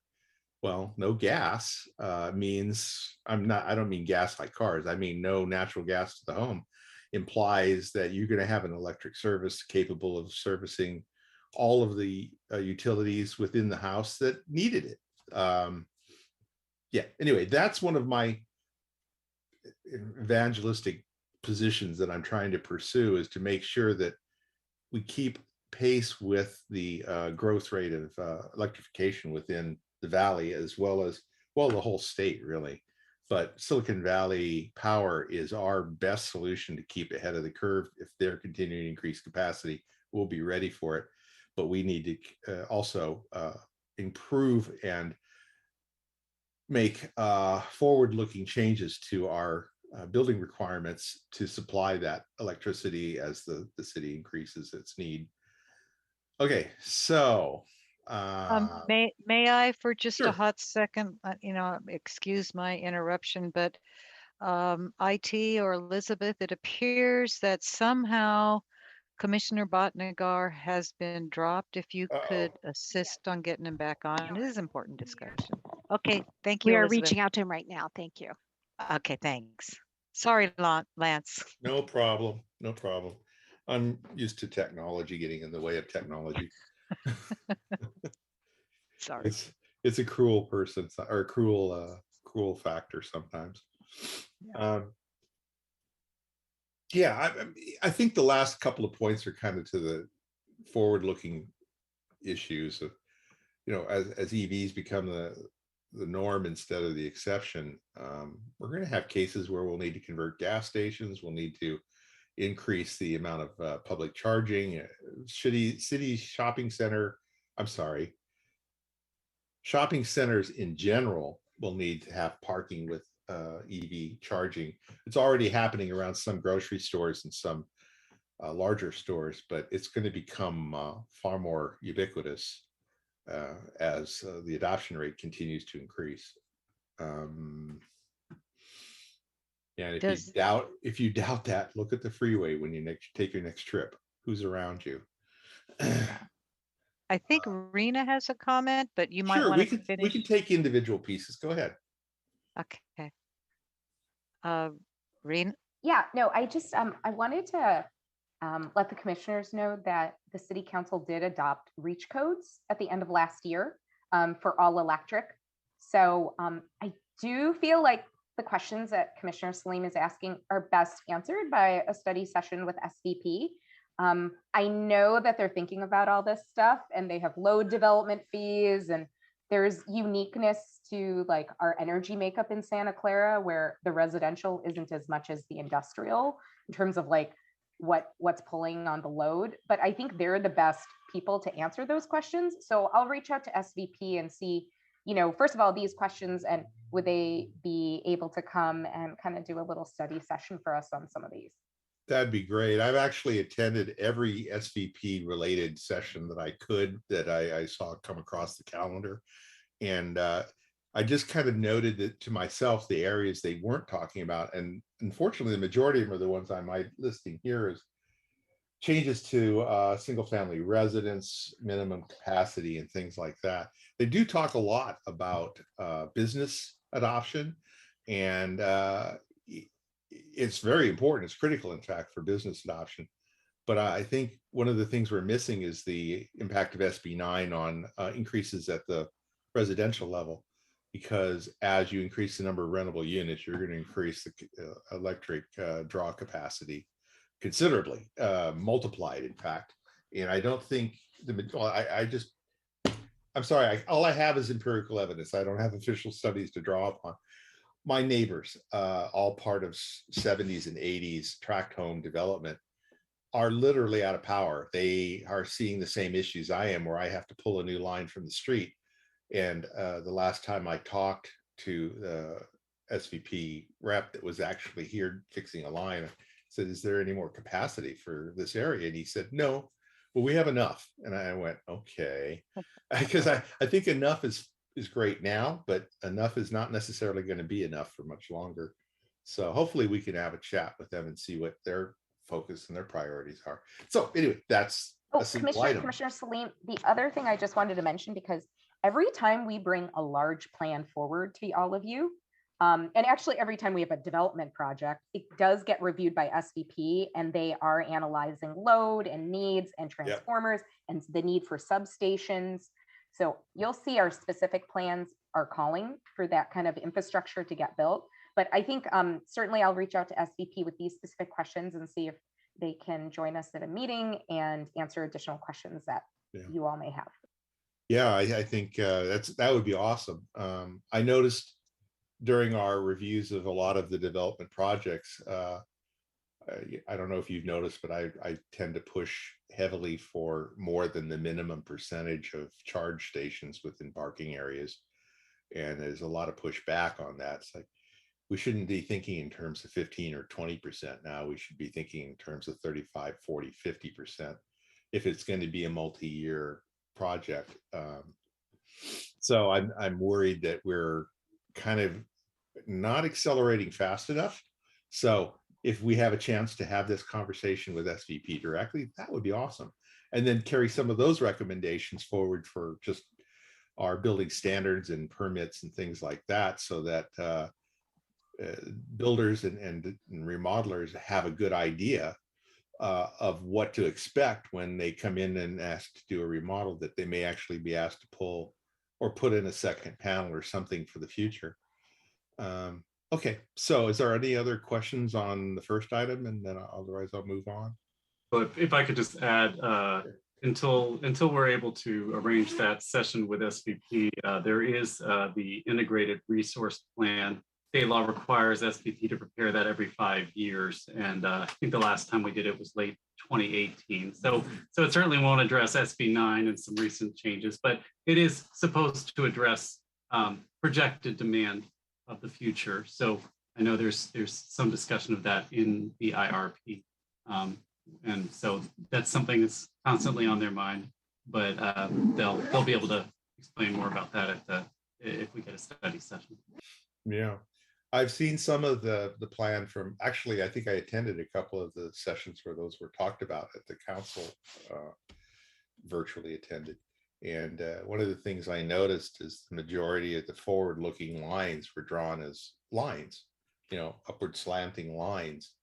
But when you look at EV adoption and some of the other statistics, you can Google for it. I should probably put a couple slides in for that. It's actually an accelerating line. It's ramping up rather than straight line moving out at an angle. It's a ramping line. So if we don't project at a higher rate through the next 5 to 10 years, we're going to be way below the actual line and trying to catch up.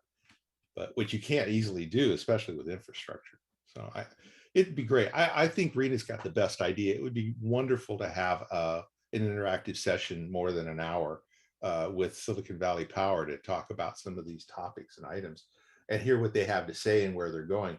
Because I'm not really hearing that level of future look coming back in the other sessions I attended. So maybe they can tell us where they're at on their long-term goals.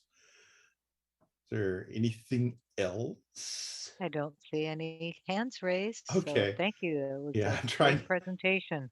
Awesome. All right, let's go on to number 2 then. How are we going to evolve to cope with the increased density in already developed areas? One of our goals and objectives as the Planning Commission is to, of course, do all of the zoning and planning around that. But as Xander has pointed out, SB 9 is kind of stirring the pot a lot with the idea that we're going to get much higher density outside of city planning control, especially around, split. Well, I don't assume that split lots is going to be the big pusher, but I do believe that the ability to build a duplex on a current lot is probably going to be something people will consider taking advantage of. So if we suddenly have a increased density in already zoned and already planned areas, I think it's going to have a pretty wide sweep across our interaction with the other infrastructure facilities we have to work with. I gave some examples, like we're going to definitely need school capacity, public libraries, parks, city facilities to adjust to the demand.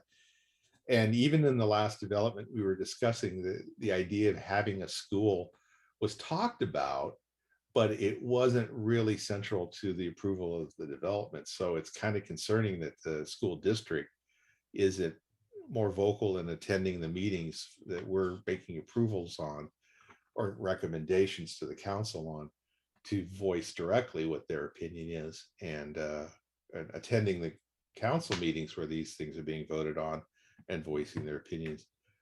Certainly staff's working with them, but I'm not hearing the feedback or not seeing any feedback that we really are planning ahead. And just to say, oh, it's their problem, is kind of missing our objective to be a good custodian of the future of the city, by at least trying a little bit harder to plan ahead to have some of these spaces reserved.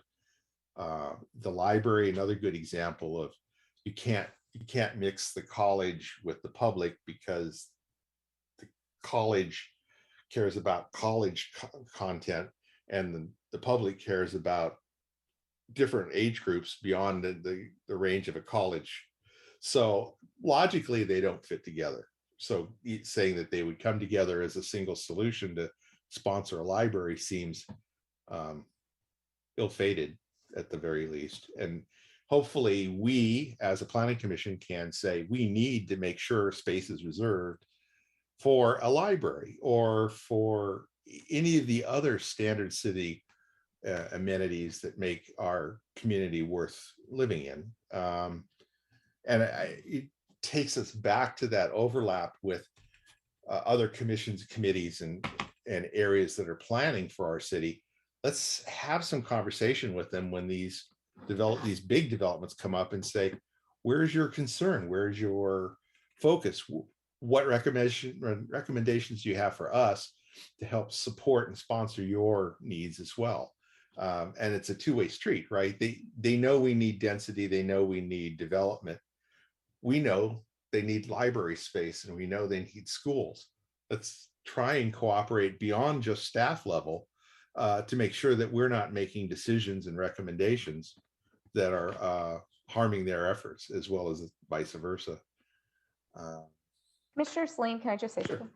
The city school collaborative actually involves the mayor and council members. Yeah. I mean, staff supports them in that collaborative, but they meet every couple months, I think, to coordinate on not just, on all sorts of topics, but including land. There's always a section on land use, and they go over that. But I just wanted you to know it's not just like staff to staff discussions.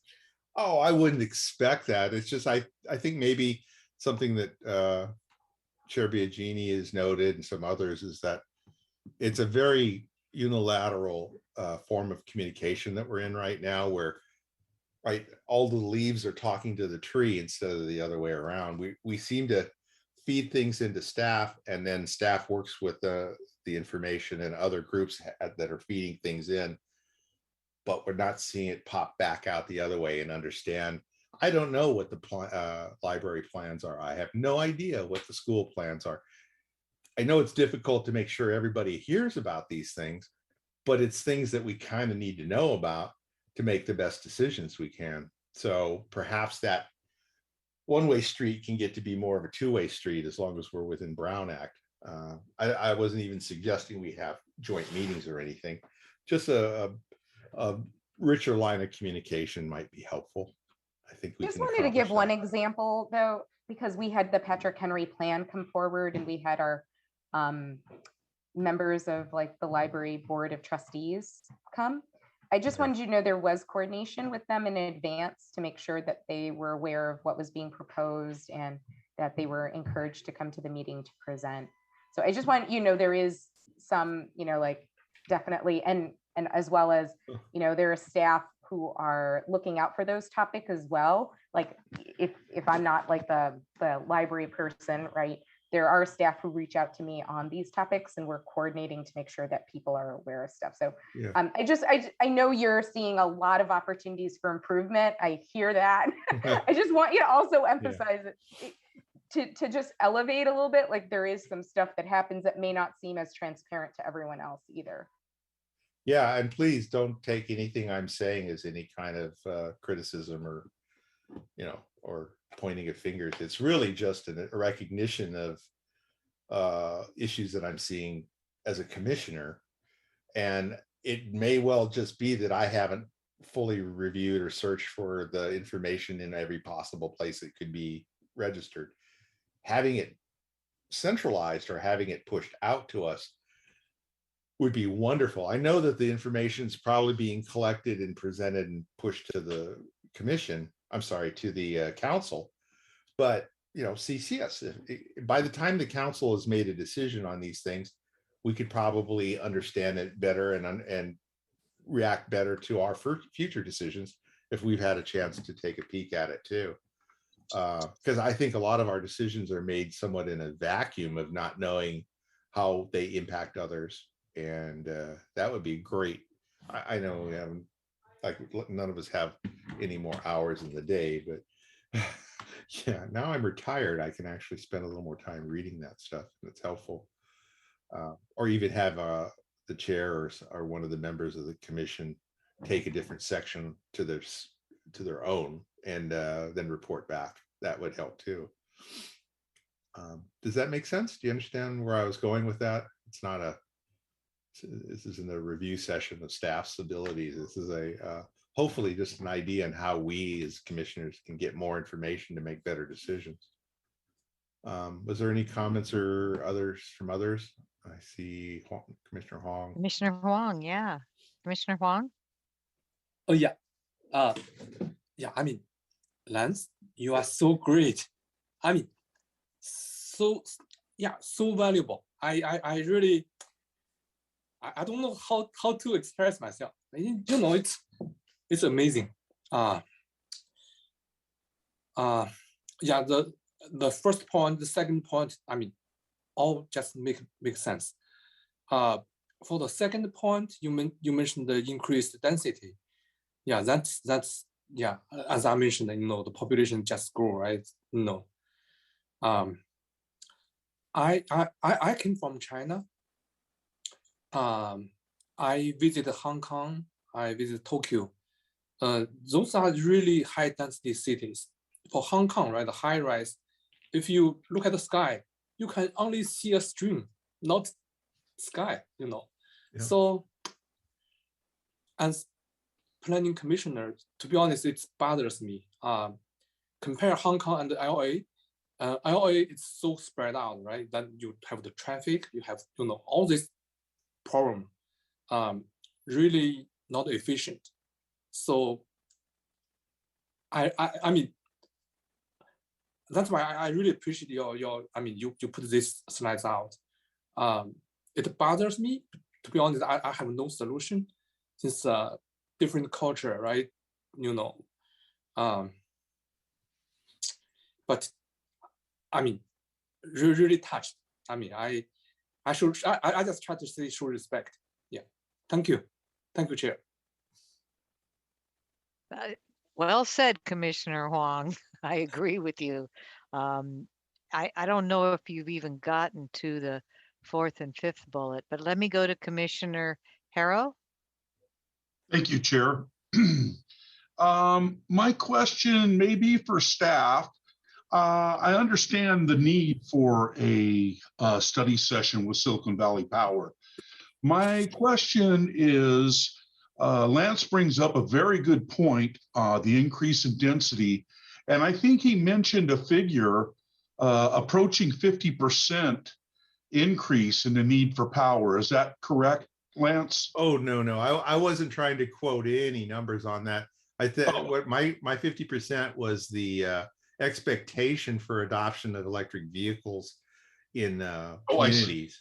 Yeah, we're right now, I think we're at 18 to 20%.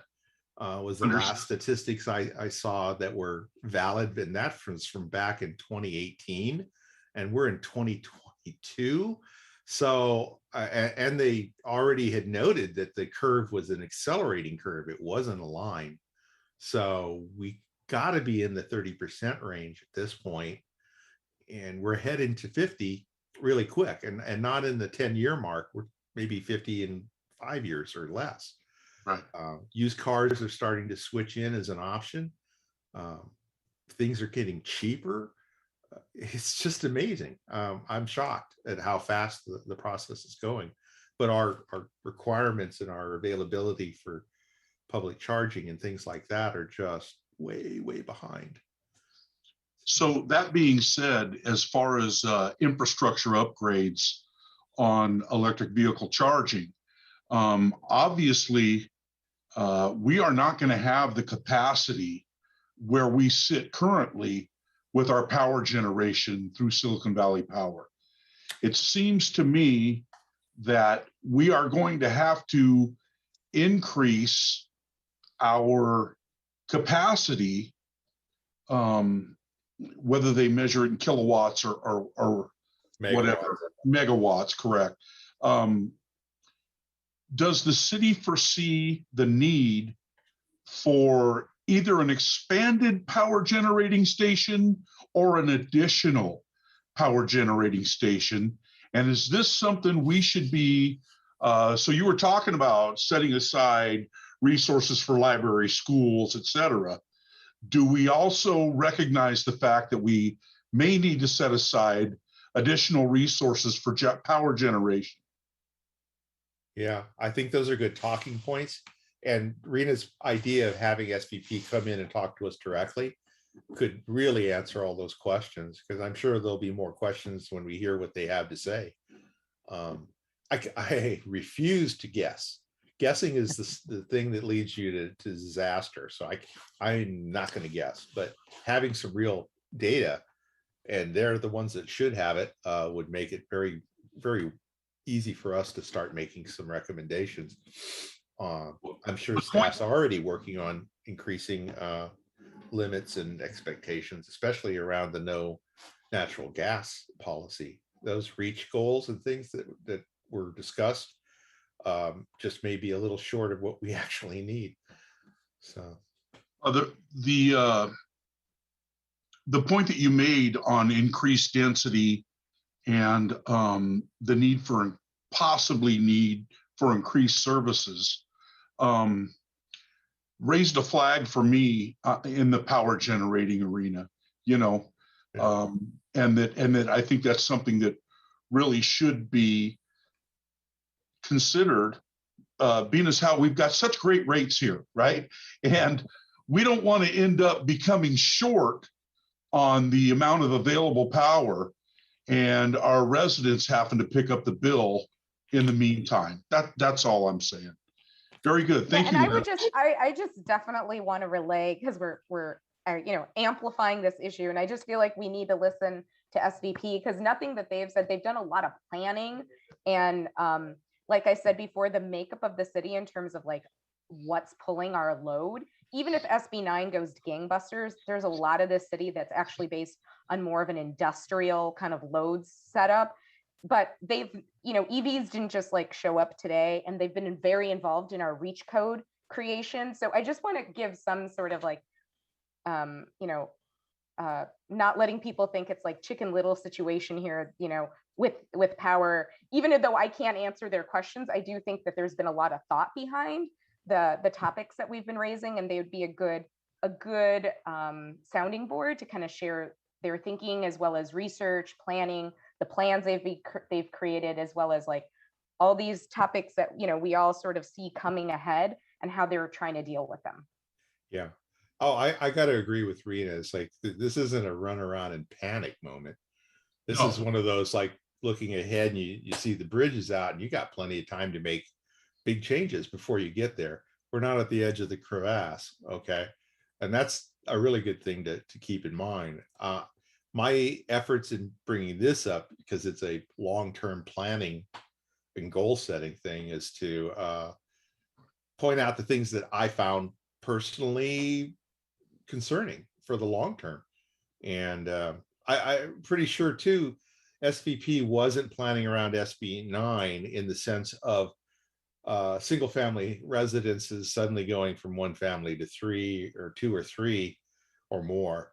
That kind of density increase is something that isn't going to happen in less than 5 to 10 years, but it is going to happen. And since there's no more border, there's no more land for Silicon Valley to grow into, or Santa Clara specifically to grow into, unless we annex another city, which is not going to happen. That's just, yeah, we're not taking over somebody else. We're not a fiefdom. We have to go up because we can't go out anymore. Not even Alviso? No, not even Alviso. Campbell's completely safe. Everybody. It just feels like it's probably time to stop pushing out a little bit on what the expectations are and start looking at big curves and big numbers. I think the bigger thing to keep in mind too is not just Silicon Valley Power. As you increase the number of families and the overall density within Santa Clara, sewers and water are going to be a big issue. They just finished replacing the pipes in our cul-de-sac, and they went up to capacity now instead of reaching past capacity to a higher density, because the assumption is we're a completed community. We have all the houses we're going to have in this area. Right. And that's dangerous. You can't assume that we're never going to become a higher density section of the city. Therefore, we should have had a higher capacity water supply. Well, it may be true that we do, but by looking ahead a few years, maybe we can plan for that in the next set of upgrades and developments within the city and try to build a little bigger so we have room to grow. And I think Commissioner Hong had the best point. It's like, I don't think we're going to become Hong Kong, but it's not impossible to imagine the valley growing at a rate that reaches a point where we have lots of multi-story apartment complexes built within the city limits that need these kind of extra capacities that we're not necessarily ready for. All right, so anything else on that number 2 issue? Because the last one's probably going to generate a little conversation. Yes. Yeah, I have a comment, and then Commissioner Huang. You actually brought up something. Thank you for bringing it up, because it's been tickling my brain for a number of years. And that's the infrastructure. In particular, I'm thinking, water and sewer. And I will say why. Anecdotally, I've heard a couple of stories about a city that will not be named that added some denser population without upgrading the sewers. And what ended up happening, or was it water? Well, the sewer system sounds a little more excitable. And it blew out the system. I don't think any of us want to be in that shape. And that is, thank you for bringing that up, because that's a concern of mine too. I don't know that the sewer system or the water system has been upgraded in my lifetime. And I realize that's a budget item that can be interesting. But better to deal with it before you have a blowout, because you added such high density that the current system couldn't handle it. So I want to thank you for bringing that point up, Lance, and also the next point that you'll talk about. Commissioner Huang has his hand up, and then Rena, or if Rena has something to, well, let's go to Commissioner Huang and then Rena. Oh, thank you, Chair. Yeah, actually, I think Lance really bring up a very good point. So my thinking is, for the existing developed area, let's say SB9, I mean, you can split a lot. To be honest, I don't think that's a good idea.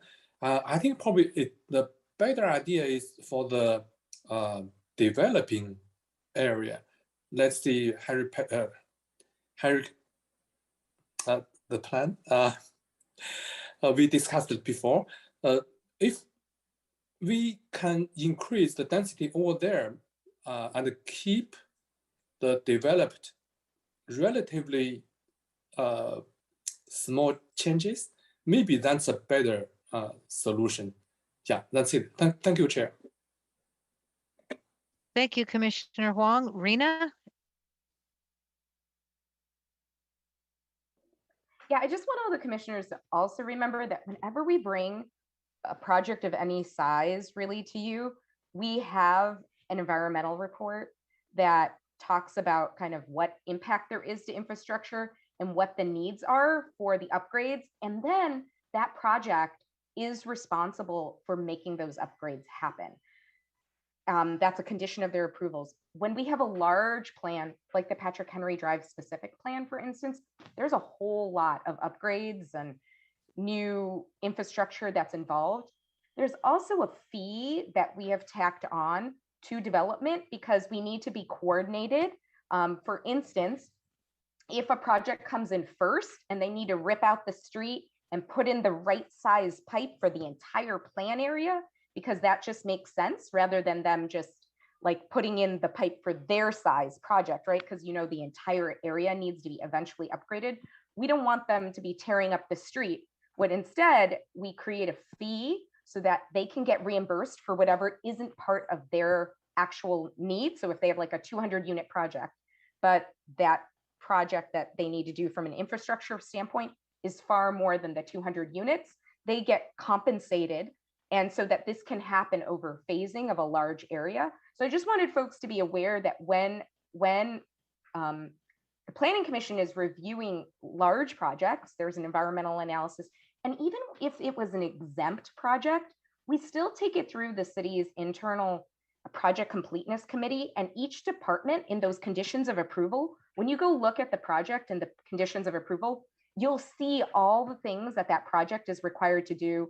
Enhancements, added sewer capacity, and often it's tied to a study, you know, connecting to recycled water, extending the line to recycled water. So, I mean, I just want everyone to, and I know different commissioners at different levels of understanding this, so I'm sorry if I'm telling people this, what they already know, but I wanted people who didn't know to know where they can look for the things that each individual project is on the hook to do from an infrastructure standpoint. Thank you, Rena. I think all of this conversation is generating some really helpful thoughts for both the commission, the staff, as well as the public that may be listening today or perhaps later. Were you going to talk more about your last bullet, Lance? Yeah, but let me drop one last tidbit on the density issue. One of the things I've seen, not actually in Santa Clara, but I watched a similar series of developments happening in Santa Clara. I'm sorry, in San Jose. So, you know, each individual, there's 3 conjoined projects. Each one has an EIR. Each one declared it only needed 40% of the available planned resources, and each EIR was perfectly fine. Even 2 of them were perfectly fine. But when the 3rd one kicked in, suddenly it was 120% combined draw on the available resources, and that puts all 3 projects at a danger level. So as long as we as a city don't fall into that habit of ignoring the cumulative impacts of individual developments adjacent to each other, planned for similar timeframes, then we're probably good. I think, you know, I had tremendous trust in our city staff and other infrastructure suppliers. So that wasn't my idea of bringing up the concern here. Mine was to bring up concern that we're not necessarily taking into consideration the speed at which some of this stuff is happening. Because I've been on commission now for 3.5, almost 3.5 years. Oof. I've lost track. And each and every time that we go through a project EIR, it talks about being sufficient within the capacity of the city at the time that it's being reviewed. I don't remember seeing significant increases in infrastructure to supply some of these. Maybe I missed that as part of a bookkeeping detail or something that we don't need to care about as a commission. But I think with some of the bigger developments that we're reviewing and approving recently, it's going to become probably an increased concern, specifically around like water, sewage, and power. But I really want to, I desperately would love to hear what Silicon Valley Power is going to say, especially around our new reach goals and how they're planning to supply and build up carrying capacity too, because I'm not sure that the streets and power lines are going to be ready to carry the extra capacity, even if the power stations are able to supply it. And it may be a pretty expensive process to upgrade our infrastructure to meet those reach goals. And I think we have to, if we're going to fend off some of global warming and some of the other power consumption goals that we have as a city or in a region. Actually, we better stop thinking it's okay and make sure that all those numbers are looking forward to an accelerating curve instead of a linear curve. All right, so and I was hoping if I said anything Xander thinks is out of our commission scope or just crazy illegal, I was hoping he would jump in and say, okay, that's great, but that's not going to work. So far so good. Okay, so far so good. I like that. It's very encouraging. Thank you. So the last item, number 3, is just kind of a lingering one that I personally have, and I've had commented to me by casual conversations, even with a couple of councilmen. It would be wonderful if we revisited the participation of both the Planning Commission and the council in the architectural review process for larger scale projects. And mostly it's another one of those empirical evidence things where I received a video from Councilman Becker that showed the results of that multi-story parking structure that we were a part of a couple years ago on San Tomas, and I think it was San Tomas near Central, and how it finally turned out. Multicolored light, very pretty. I mean, aesthetically very appealing as a parking structure that was never considered an important aspect of the review process without the separate eye of a participating commissioner or councilman. And then I thought deeper, it's like bureaucratically in bookkeeping, it's probably good that staff manages the majority of these things to keep things moving.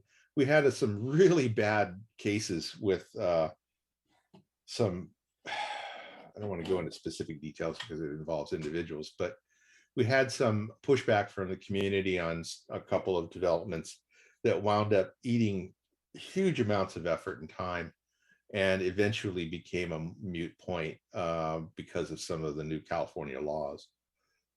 Yeah, she's nodding her head. Those kind of excessively distracting parts to the process really aren't productive for the city or the individuals in the community that are getting involved.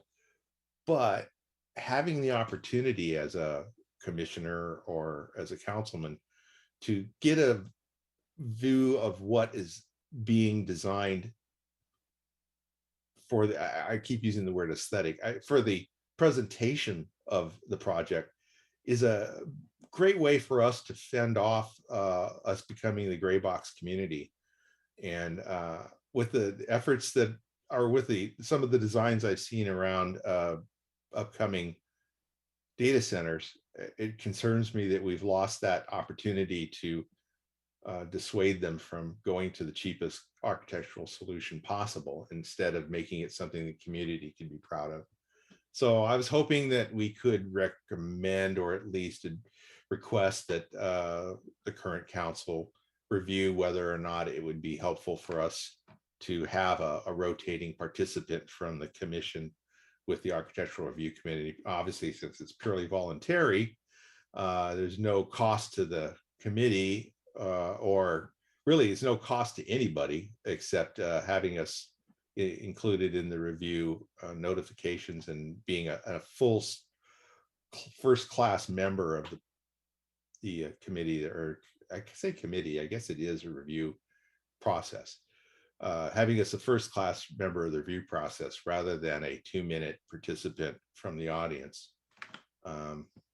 That would give us an opportunity to push a little bit of the voice for the future from commission and the council into the process of getting better architecture. That's it. I was bringing it up as a conversation point to see if anyone else thought that that would be helpful for us to be involved in and hear what staff's view of the current situation is. Okay, Rita's got her hand up, right? So I'll let. Yeah, no, I think it's really an excellent thought process idea, and certainly coming from the place that I know that all of you care about, like how our community looks. And I liked your sort of generation of thought about how maybe not every project is worth that level of involvement. There are just a couple things that I think of that make things challenging now, which is one, the housing laws, right?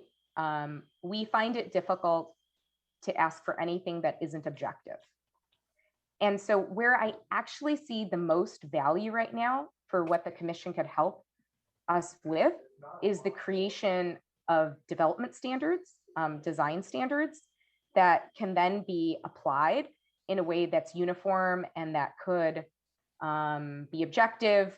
But there's a whole lot of work to do on that. And there's actually a cost in that, you know, and honestly, you know, we're not in a world anymore when a housing project, you know, I recently presented an affordable housing project that went to the city council, and it was taking advantage of a lot of housing legislation, and there really wasn't much at all. Like, you couldn't even say, hey, we prefer green to brown. You know, there wasn't even that level. Like, if the applicant is totally voluntarily willing to do that, that's one thing. But what we really need is, if we said, which I'm not saying we're going to, like, we want green buildings in the city, all buildings must be green. That's not, you know, a standard I know we would create. But if we had those objective standards where people said the recess of windows is important, you know, the number of inches of what that recess should be, so that what that translates to is like a design of a building that has high quality materials, right? So, I mean, those kind of like specific things are things that bringing, like, getting resources to develop those things and getting the planning commission's input, because something that you say that is very subjective but means a lot is, we don't like glass boxes, right? That's a subjective statement that represents a few people who've said it, but that translates to a certain design that we have to objectify, right? So, like, that's where I'm going with this, is like, actually, all of your feedback is really important and we want that. We just think that in today's world, if we want to actually implement it, it's not getting additional people sitting there and not being able to make comments on things, but instead, like, sitting there and let's put together our community's desires of what we want for design in an objective way and put the resources around that, so that we can say, this is what our community wants. Our community, we are members of the Planning Commission, are part of that. We've spoken, and this is what our standards are for aesthetics. I don't know if that helps in any way, but I really appreciate your wanting to provide feedback. And this is just sort of how I'm thinking, like, how it could be the most impactful way of doing that. Yeah, those are really good comments. I think they fit very well. I think what I'm proposing, though, is that every project is unique, and it's difficult for us as a commission or as a city in general to try and build a set of unwavering rules that fit every possible configuration and every possible development. The level by the time you reach the architectural review says you've met all of the legal goals and objectives for the city and for all of the rules that we've set. And now we're down to things that aren't necessarily completely subjective. They actually have the chance to hear feedback from us as a city who has a plan for the future. We have a hope for the future, at least, and that might influence without necessarily hog tying their ability to design their building, but at least have an opportunity to hear what we hoped they would pursue for a look and feel for the future. And I think that happens multiple times. It happened multiple times when we looked at larger projects that included the opportunity to increase the amount of volume diversity. You know, they went from flat walls to indents and other things that are at the planning point quite possible, reasonable, and not even very expensive to the process. But once they've been approved, it's impossible to go back and say, wow, you built a concrete box. We're not happy. Well, too bad. It's not a part of the objective rules. I think you've even mentioned it. I don't believe it's in the scope of staff or commission time and abilities to try and define every circumstance where a particular design needs to meet a set of criteria that would turn us into a cookie cutter community. We're not asking for that. We hope that each design has some character in its own and has an opportunity for us to put it in the context of the future for the city without necessarily wrecking their ability to build it economically. So that can only happen interactively and at the time that the presentation's made. It really isn't something you could do after the fact, because by then it's locked in, and doing it before the fact implies being involved with the entire process, which is also completely impractical. So which we already have now, these architectural review meetings. I think all I'm suggesting is that we increase the influence and participation from a commission and council level on the decision phase on the final look of the buildings. And that is unfortunately somewhat subjective.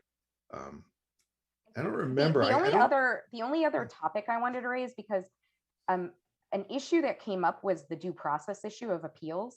And so certainly if the council right now will hear appeals from architectural review to the council. And we want them to have the final say, and people are entitled to an appeal. So that is challenging. That's partially why this also got rearranged to provide appeal bodies for projects where people weren't first hearing and being involved in the decision making, the initial decision making, because then that created a due process issue when somebody was asking for, I want a second opinion, I want another decision. We needed a different body to make the decision on the original decision. Yeah, sure. That's logical. And, you know, the situation that makes sense too, from a logistics point of view, but from the higher perspective, why would any developer object if current city staff is not challenging their design at to the point where there's a request for review? I think the only time that those challenges happen is if we're suggesting to them they need to make a significant change, and the only time we make those suggestions it may not be an appeal. Participation. Sorry, Commissioner Swain. It may not be an appeal of the architecture at all. It's just the appeal of the process, right? Yeah. So if the application gets appealed, it needs to go to a body that didn't originally weigh in on it.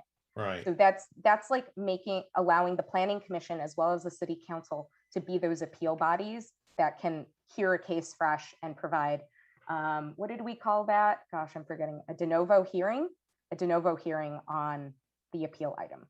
Yeah, and that's totally logical too. So having participation of more than one commissioner or more than one council member would be kind of crazy. That would start to cause us to have to recuse ourselves as an appeals body. But having a single commissioner or a single council member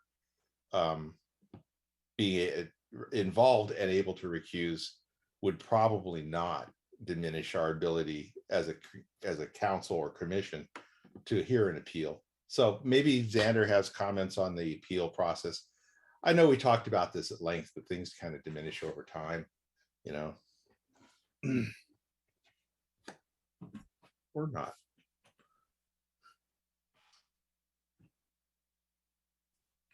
Well, yeah, my memory diminishes over time. And we did some thorough analysis of the issue a few years ago.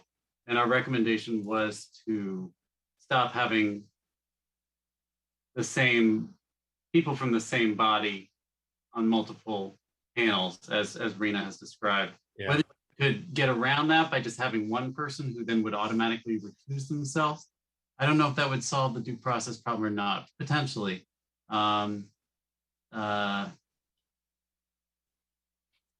Yeah, it's a tough question. That's why it's a point for conversation. And I wasn't making a recommendation or an immediate request that we reinstate this thing. I think having another look at it, though, just one might give us a question on chance that. to think. Just one question on that, though, because every time there isn't a full commission, you know, Chair Biagini reads some language about how, you know, hey, applicant, are you okay moving forward with the fact that, you know, the numbers aren't, you know, quite the full commission, right? So I am just kind of curious about that. Like, it seems like then you would always be saying that to an applicant. I don't know how that would work. I mean, my concern is more, well, first of all, that's an informal policy. That's not a legal requirement that we give somebody the right to have the full commission there. All we need is a quorum legally. But I do want to echo Rena's earlier concern that when it comes to residential developments, we no longer have any discretion to make architectural decisions based on subjective criteria. So we are rapidly getting into a situation where the architectural hearings are becoming somewhat irrelevant, because all that the decision maker can do is determine whether or not they check all the boxes. I mean, having a hearing is, you know, frankly, kind of dangerous, because you're going to get neighbors show up who oppose a project and the decision maker cannot disapprove it. And yet they're in this hearing situation where people will want the decision maker to do something other than what they're legally required to do. So really, we're only talking about commercial developments if we're talking about discretionary architectural hearings. So, you know, maybe that's something worth revisiting for commercial developments. I think that was the hope of my proposal, is that we would focus on larger developments, things along El Camino and you know, Coleman, and some of these bigger processes and bigger projects would really benefit from having some architectural skill. Maybe, I don't know what's the right word. I always draw back to aesthetics because it's pretty vague. Having some aesthetic view on the overall look of a project in conjunction with the surroundings. There's a lot of things. I'm sure staff is focused on the legal side of things heavily, but having a little bit of aesthetic eye to the project helps too. Even if it's a consultant level, it may well be that commissioners and council members are not necessarily the right people. We don't have credentials that say we're outstanding aesthetics review people, but we have a definite commitment as part of being volunteers for the city to help the city improve its overall look for the long term.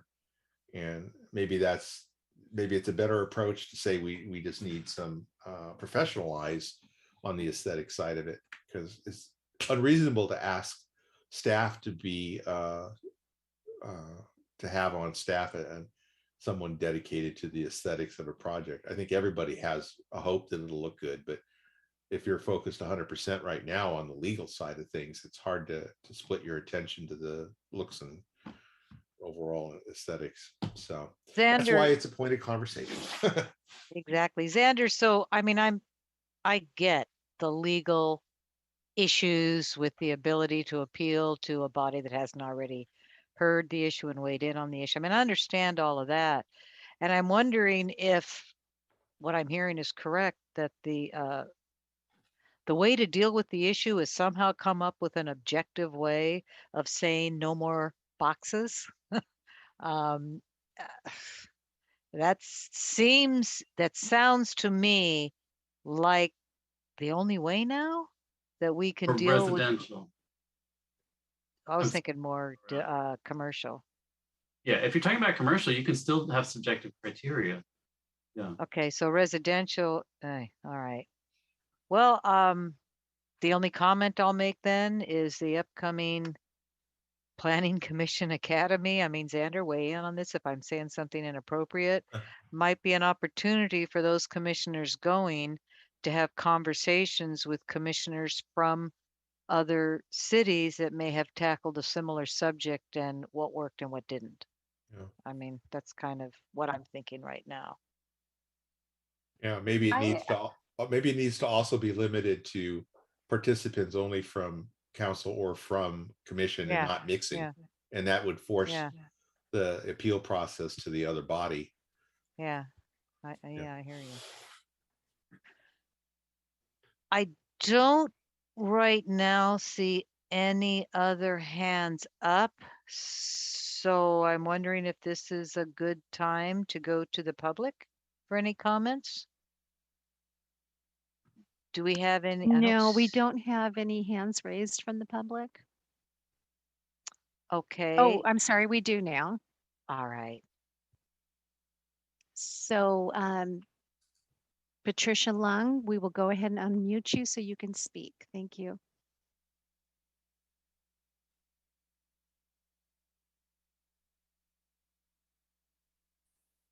Hey, can you hear me? Yes. Thank you, Chair. I think coming from kind of the HLC side, I think objective design guidelines actually going to be really important for like basically any residential, because right now we're going with pretty wide open standards. Like, well, there's no standard like if people are going with like state law and stuff, so it's going to be really hard.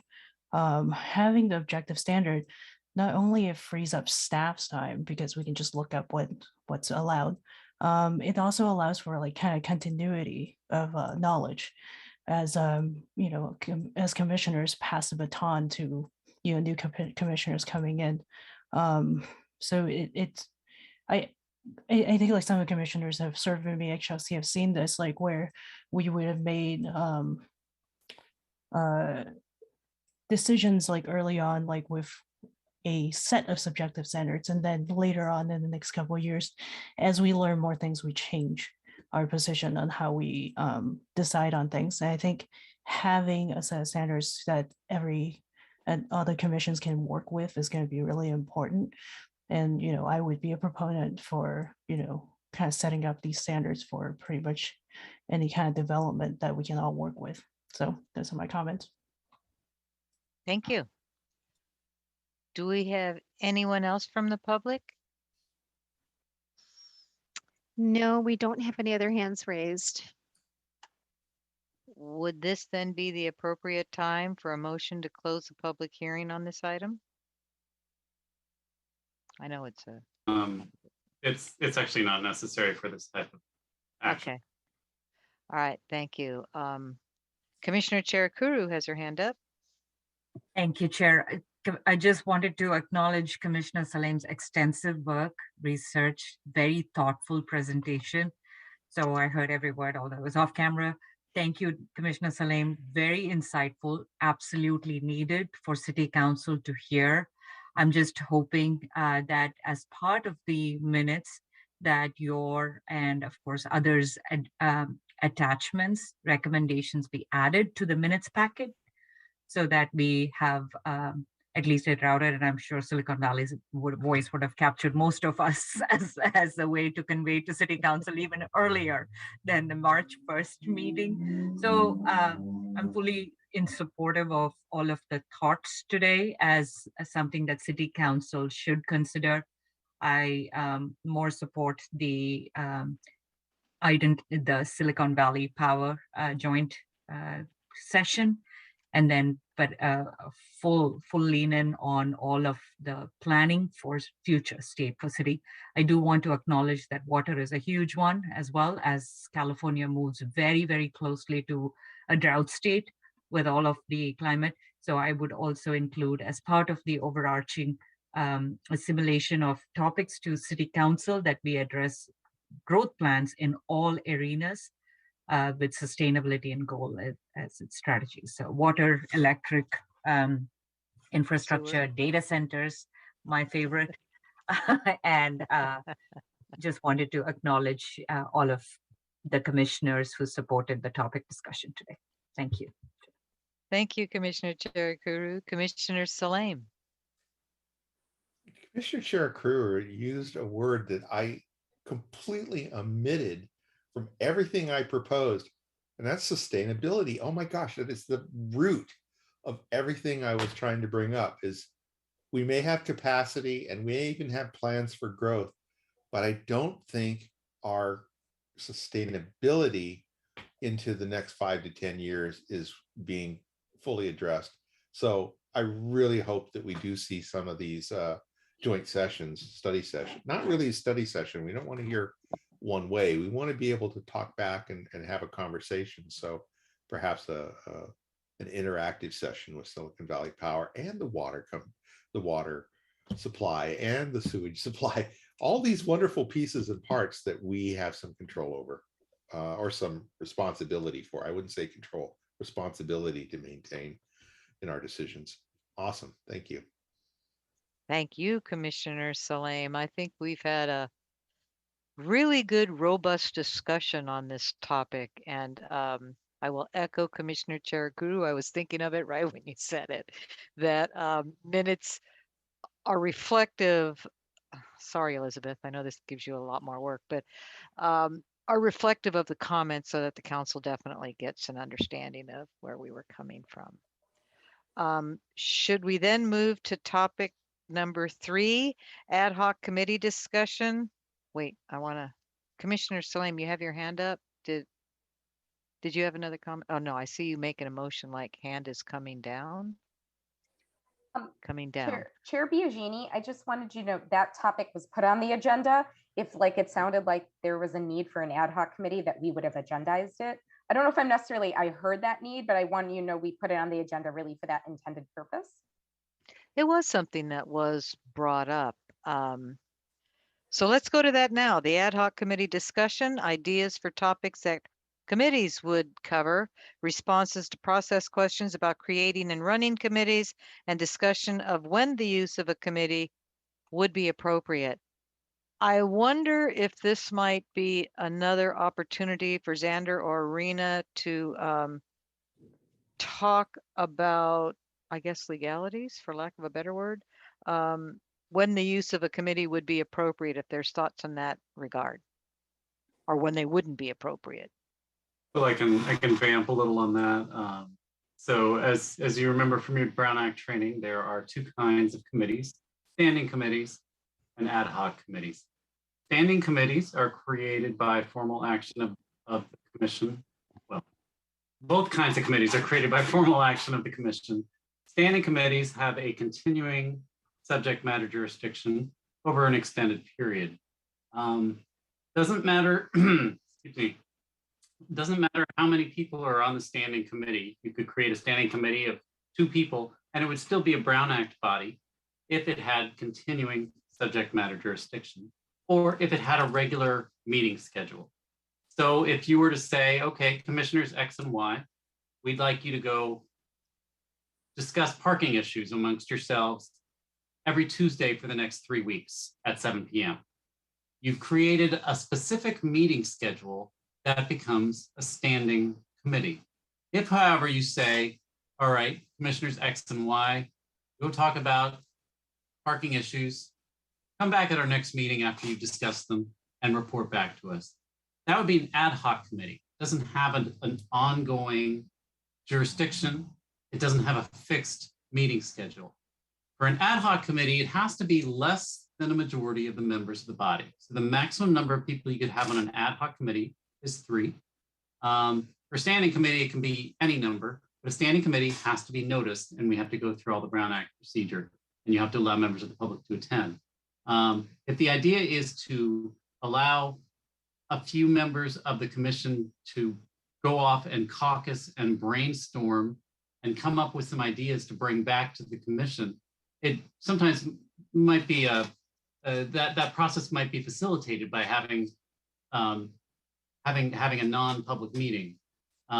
If you want to involve the public in your discussions outside the context of the commission, you can certainly either form a standing committee or simply invite the public to an ad hoc committee.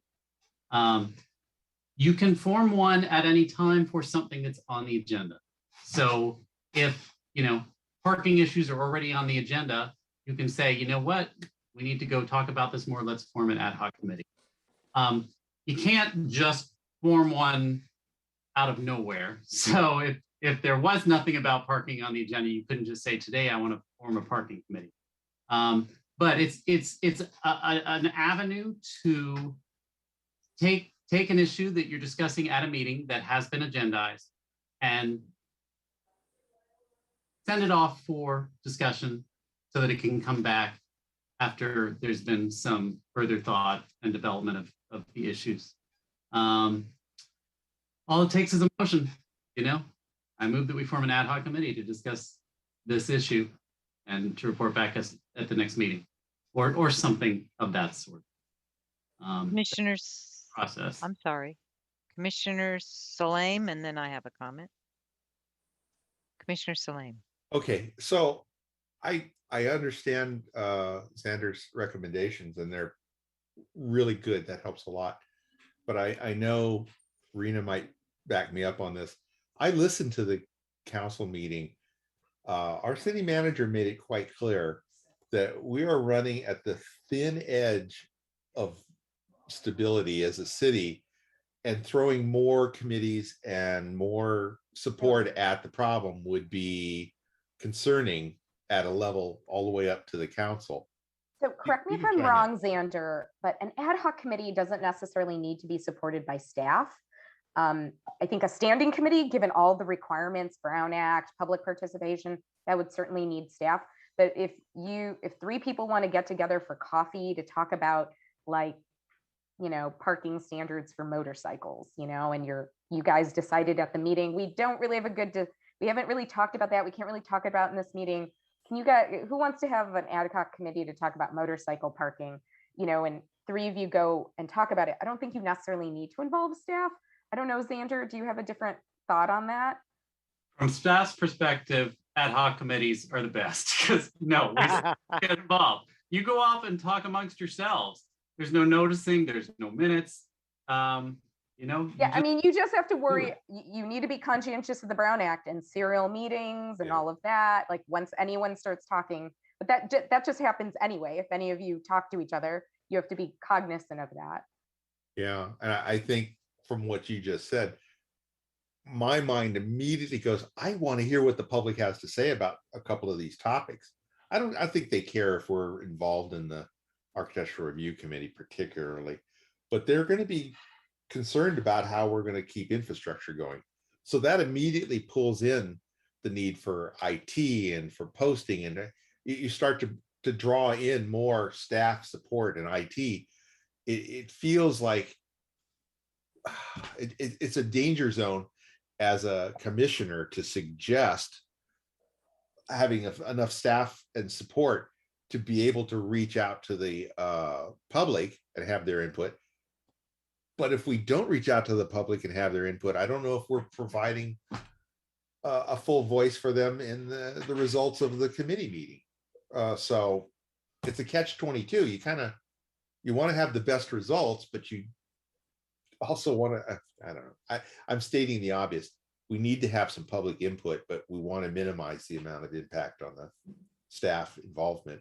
And I know from watching that meeting, that's going to be a massively unpopular idea to have more staff involvement. So maybe you can offer ideas around that issue too. I don't know. Thank you. Well, I have a question, Xander. So let me throw this out for what it's worth. If we did an ad hoc committee to address, trying to think of how to put this, develop objective standards, okay, for language around no boxes. I don't even know if that would be something that we could do. Would that, and then this ad hoc committee reports back the next council meeting, then that would be an opportunity for the public to weigh in? I mean, it's kind of a little backwards to me. It's like after the fact. But is that an example of an ad hoc committee, comma, and doing that kind of that particular type of work in an ad hoc committee? I'm sure some legal questions are going to come up. Can an attorney be a part of an ad hoc committee, or now we just really blurring the line between ad hoc and requirements of a standing committee with notice and the rest? I'm curious. Well, right. You'd never have the attorney be a member of the committee. Right. You get an attorney there to help serve, but we're not. The city's attorneys can't be the policymakers. Because I understand, but ad hoc committee, we get together for coffee, we come up with this language. Hey, Xander, does that work? No, okay, forget that. Sure. That's totally fine. You're welcome to consult with the attorney, but as far as involving the public, is it after the fact? Well, remember, you can't adopt anything as an ad hoc committee. All you can do is bring some recommendations back to the commission, which then will adopt them, or rather will recommend that the council adopt it, depending on what you're talking about. And the public must have an opportunity to speak at that time. So, I mean, what you've described is not that different from, normally staff will draft policies and laws and bring it to the commission when the public will then have an input. Staff, doesn't have the public involved while they're writing a new law or policy. Likewise, you'd be drafting something before the public sees it. So you're not excluding the public, you're just going to have the public participate when the full commission sees it. Okay, thank you. Any other comments from the commissioners? Okay, I don't see any. Commissioner Salim. Commissioner Salim, thank you. Sorry. You can almost guarantee that my hand goes up after anything Xander says. That's okay. Because he gives me great ideas. Is there, maybe Rita can help us out here. Is there any mechanism in place to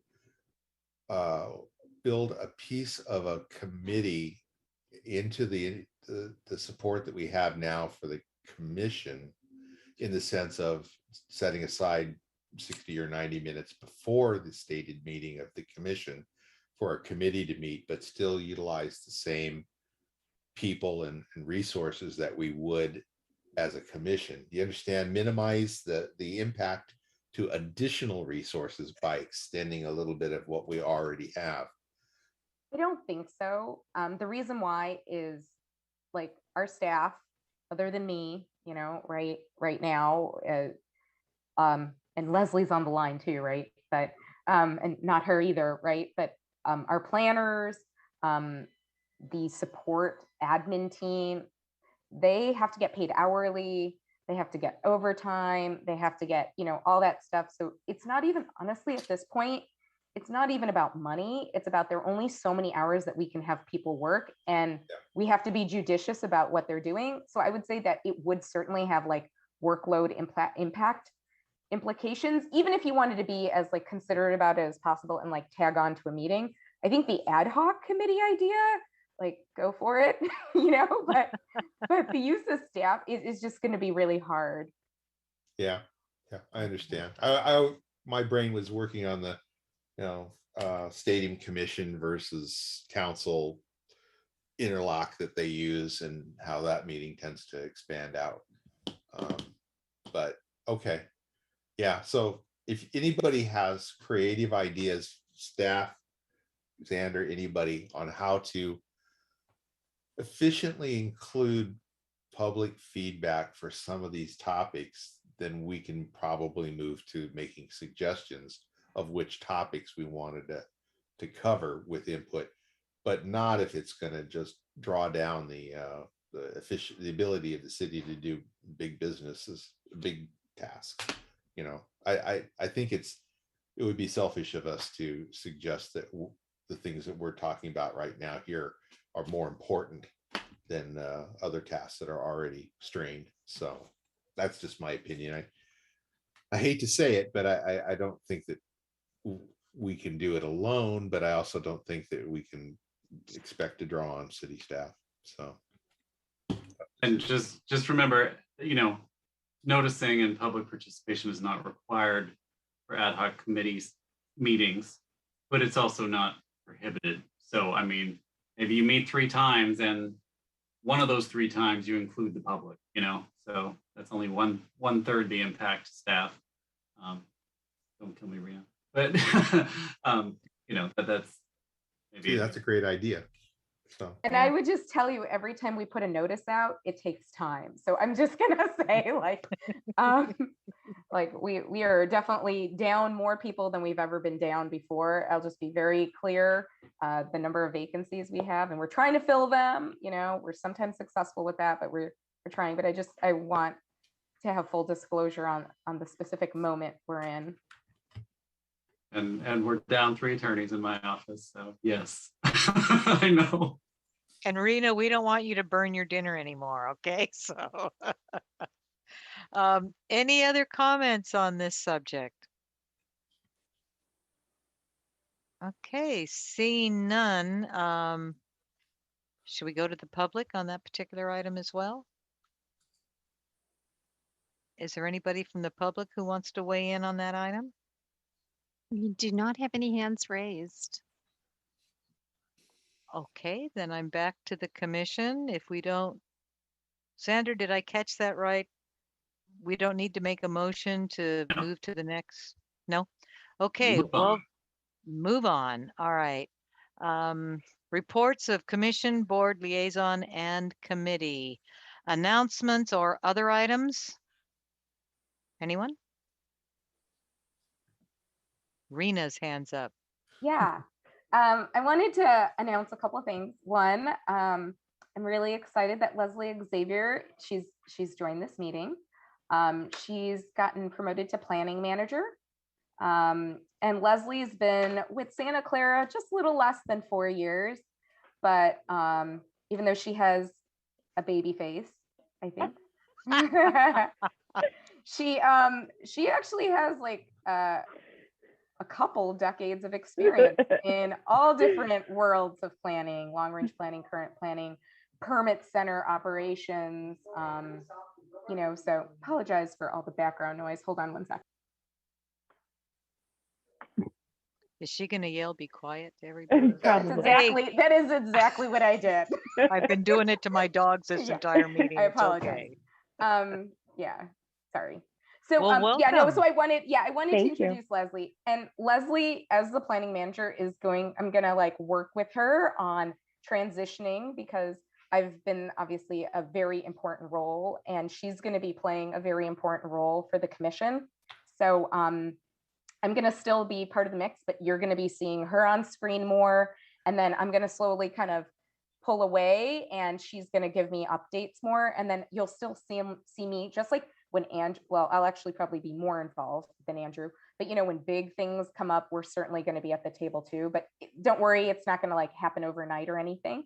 But I just wanted you to know, Leslie is going to be a familiar face, and I'm not an alum of San Luis Obispo, but she is.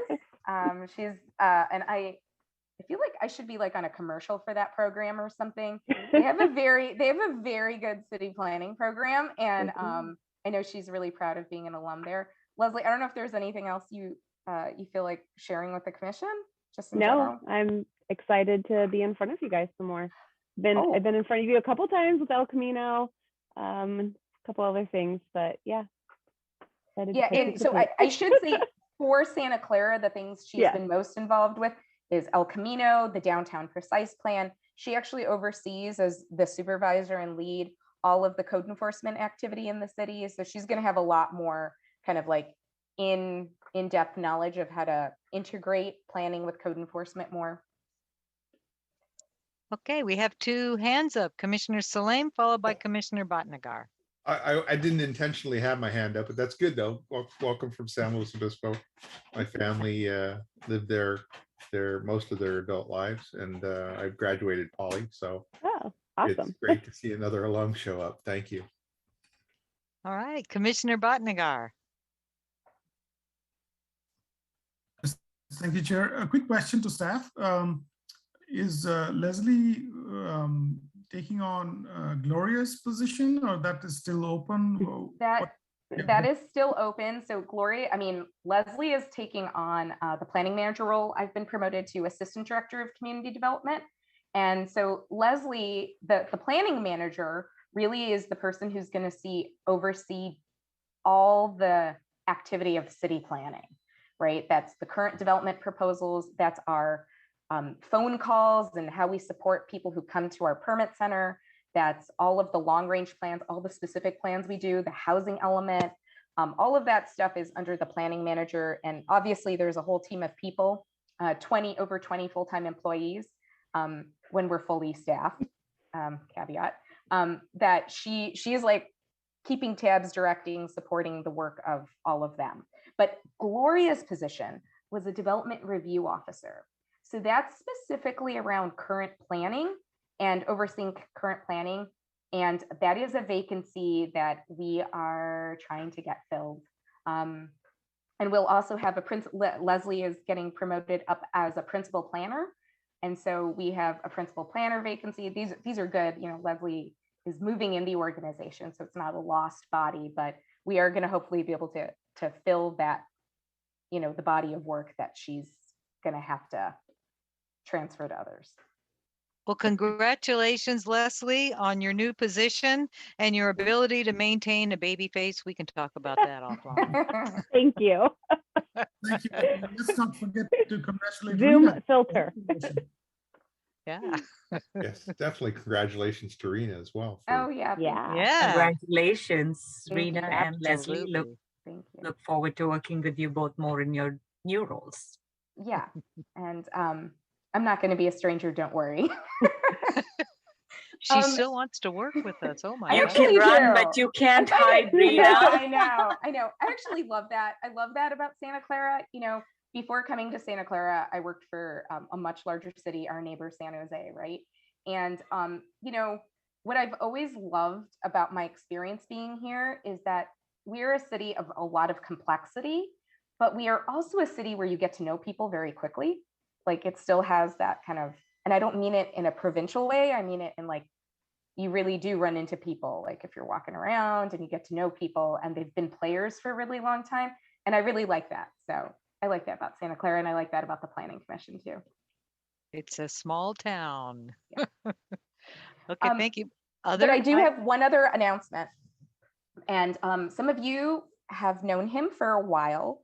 One of our planners, Jeff Schwilk, he's been with the city 31 years. Yeah. He is retiring.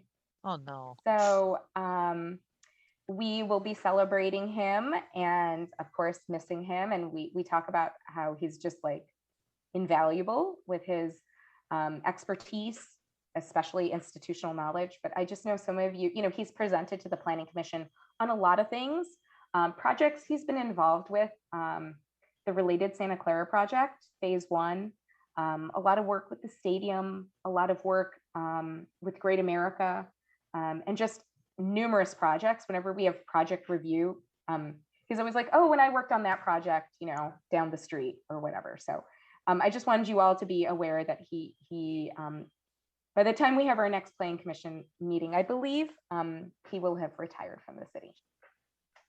Bummer. Wishing him the best in his onward journey. Absolutely. Thank you. I will definitely pass that on to him. We will miss him and please thank him on Planning Commission's behalf for all his extensive contributions to City of Santa Clara's future at the time. From the 31 years is a long time. Oh my God. It is. And I hope he won't be a stranger. I mean, I have to throw that in. Yes, absolutely. Thank you, Chair. Thank you. Any other announcements? Okay, I then we'll think this Friday we have a State of the Valley. Again, thank you, Elizabeth. There was confirmation that we would receive some notification from the city on Wednesday about the details. I'm just trying to confirm if we actually received any notification on actuals, the links and everything. I don't think so. Commissioner Cherukuru, those are supposed to go straight to all of your email addresses. So I know that Lance received something. So each of Yeah. you should have, yeah, it's not going to come through me, and I won't be forwarding anything. Okay. Yes, your final details. Yes, I just got the confirmation. Thank you. I haven't Okay, checked. great. I had a Great. chance to check my email. Okay. Then I imagine mine is in there and I just haven't seen it yet. Okay, I'll see some of us virtually then. Yes. On All right, Friday. Commissioner Travel and, oh, I'm sorry, Commissioner Salame, you have your hand up. Yeah, I wanted to Okay. make sure that I was not included in the Planning Academy, right? I shouldn't That's be. March. I know, but the notice came out that we were supposed to register by today. Saw the email go by. No? Or am I missing something?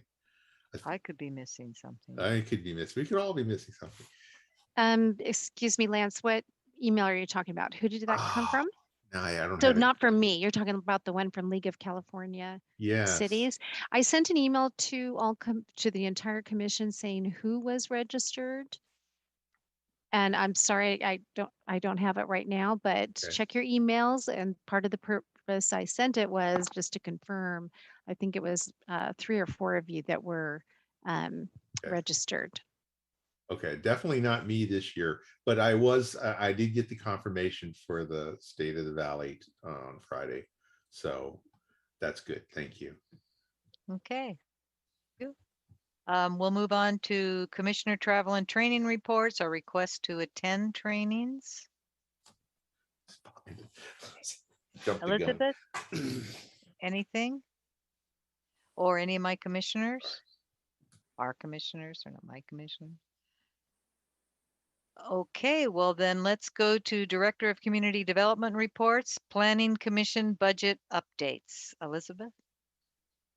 Yes, actually, we have not had any new expenditures. So the balance is still $10,382. Okay, thank you. Upcoming agenda items?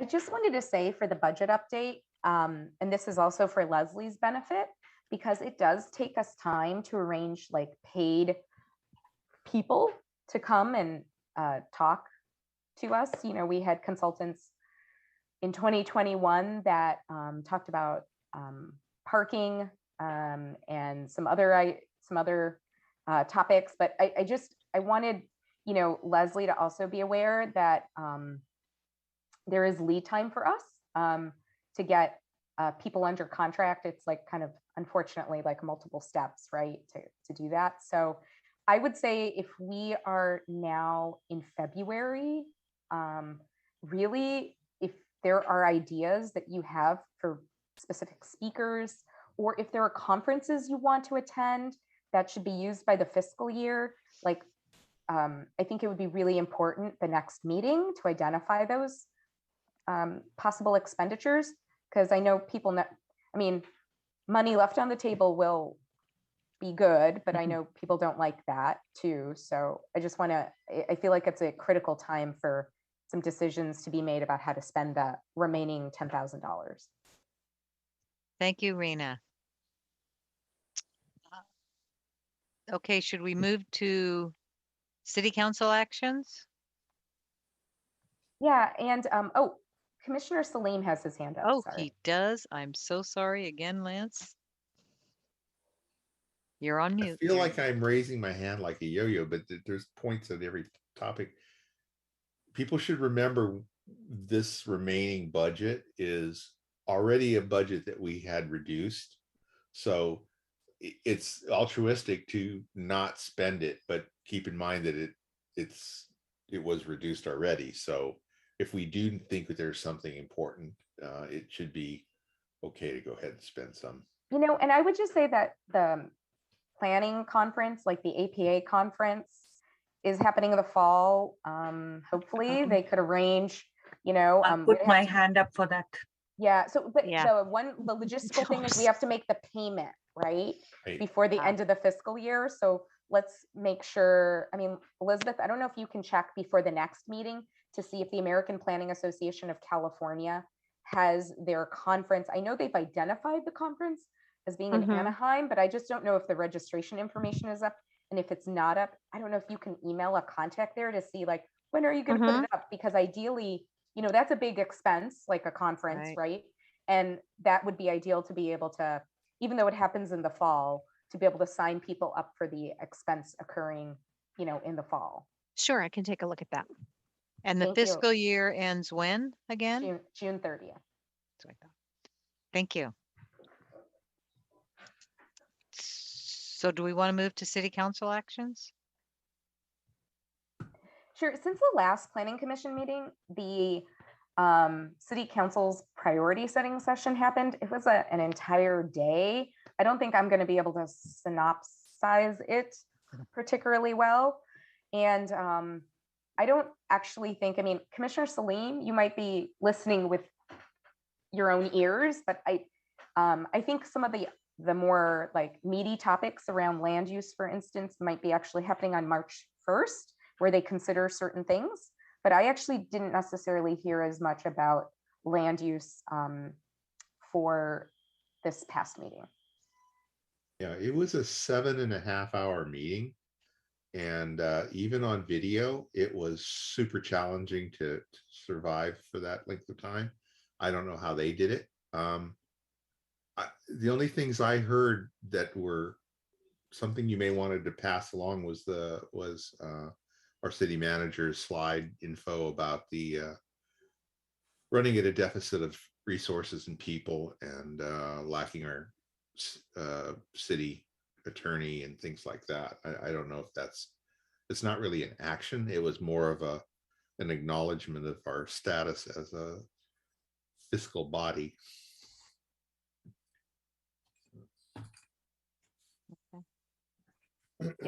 Unfortunately, I wasn't able to listen to the whole thing, but offline, I'll talk to the IT department because I could not get it on our public TV, the public channel. But I'll work with IT offline about that. I don't know if that was just my problem or other problems. So it was a scramble, YouTube, Facebook. Anyway, I'll deal with IT offline. Okay, anything else under city council actions? Ooh, Leslie, sorry. Did you have something that you thought could be relevant for the Planning Commission to consider as a training? Yeah, I just looked up the American Planning Association conference on their website. And it said that the National Planning Conference will be held in person as well as virtually in San Diego, April 30th to May 3rd of this year.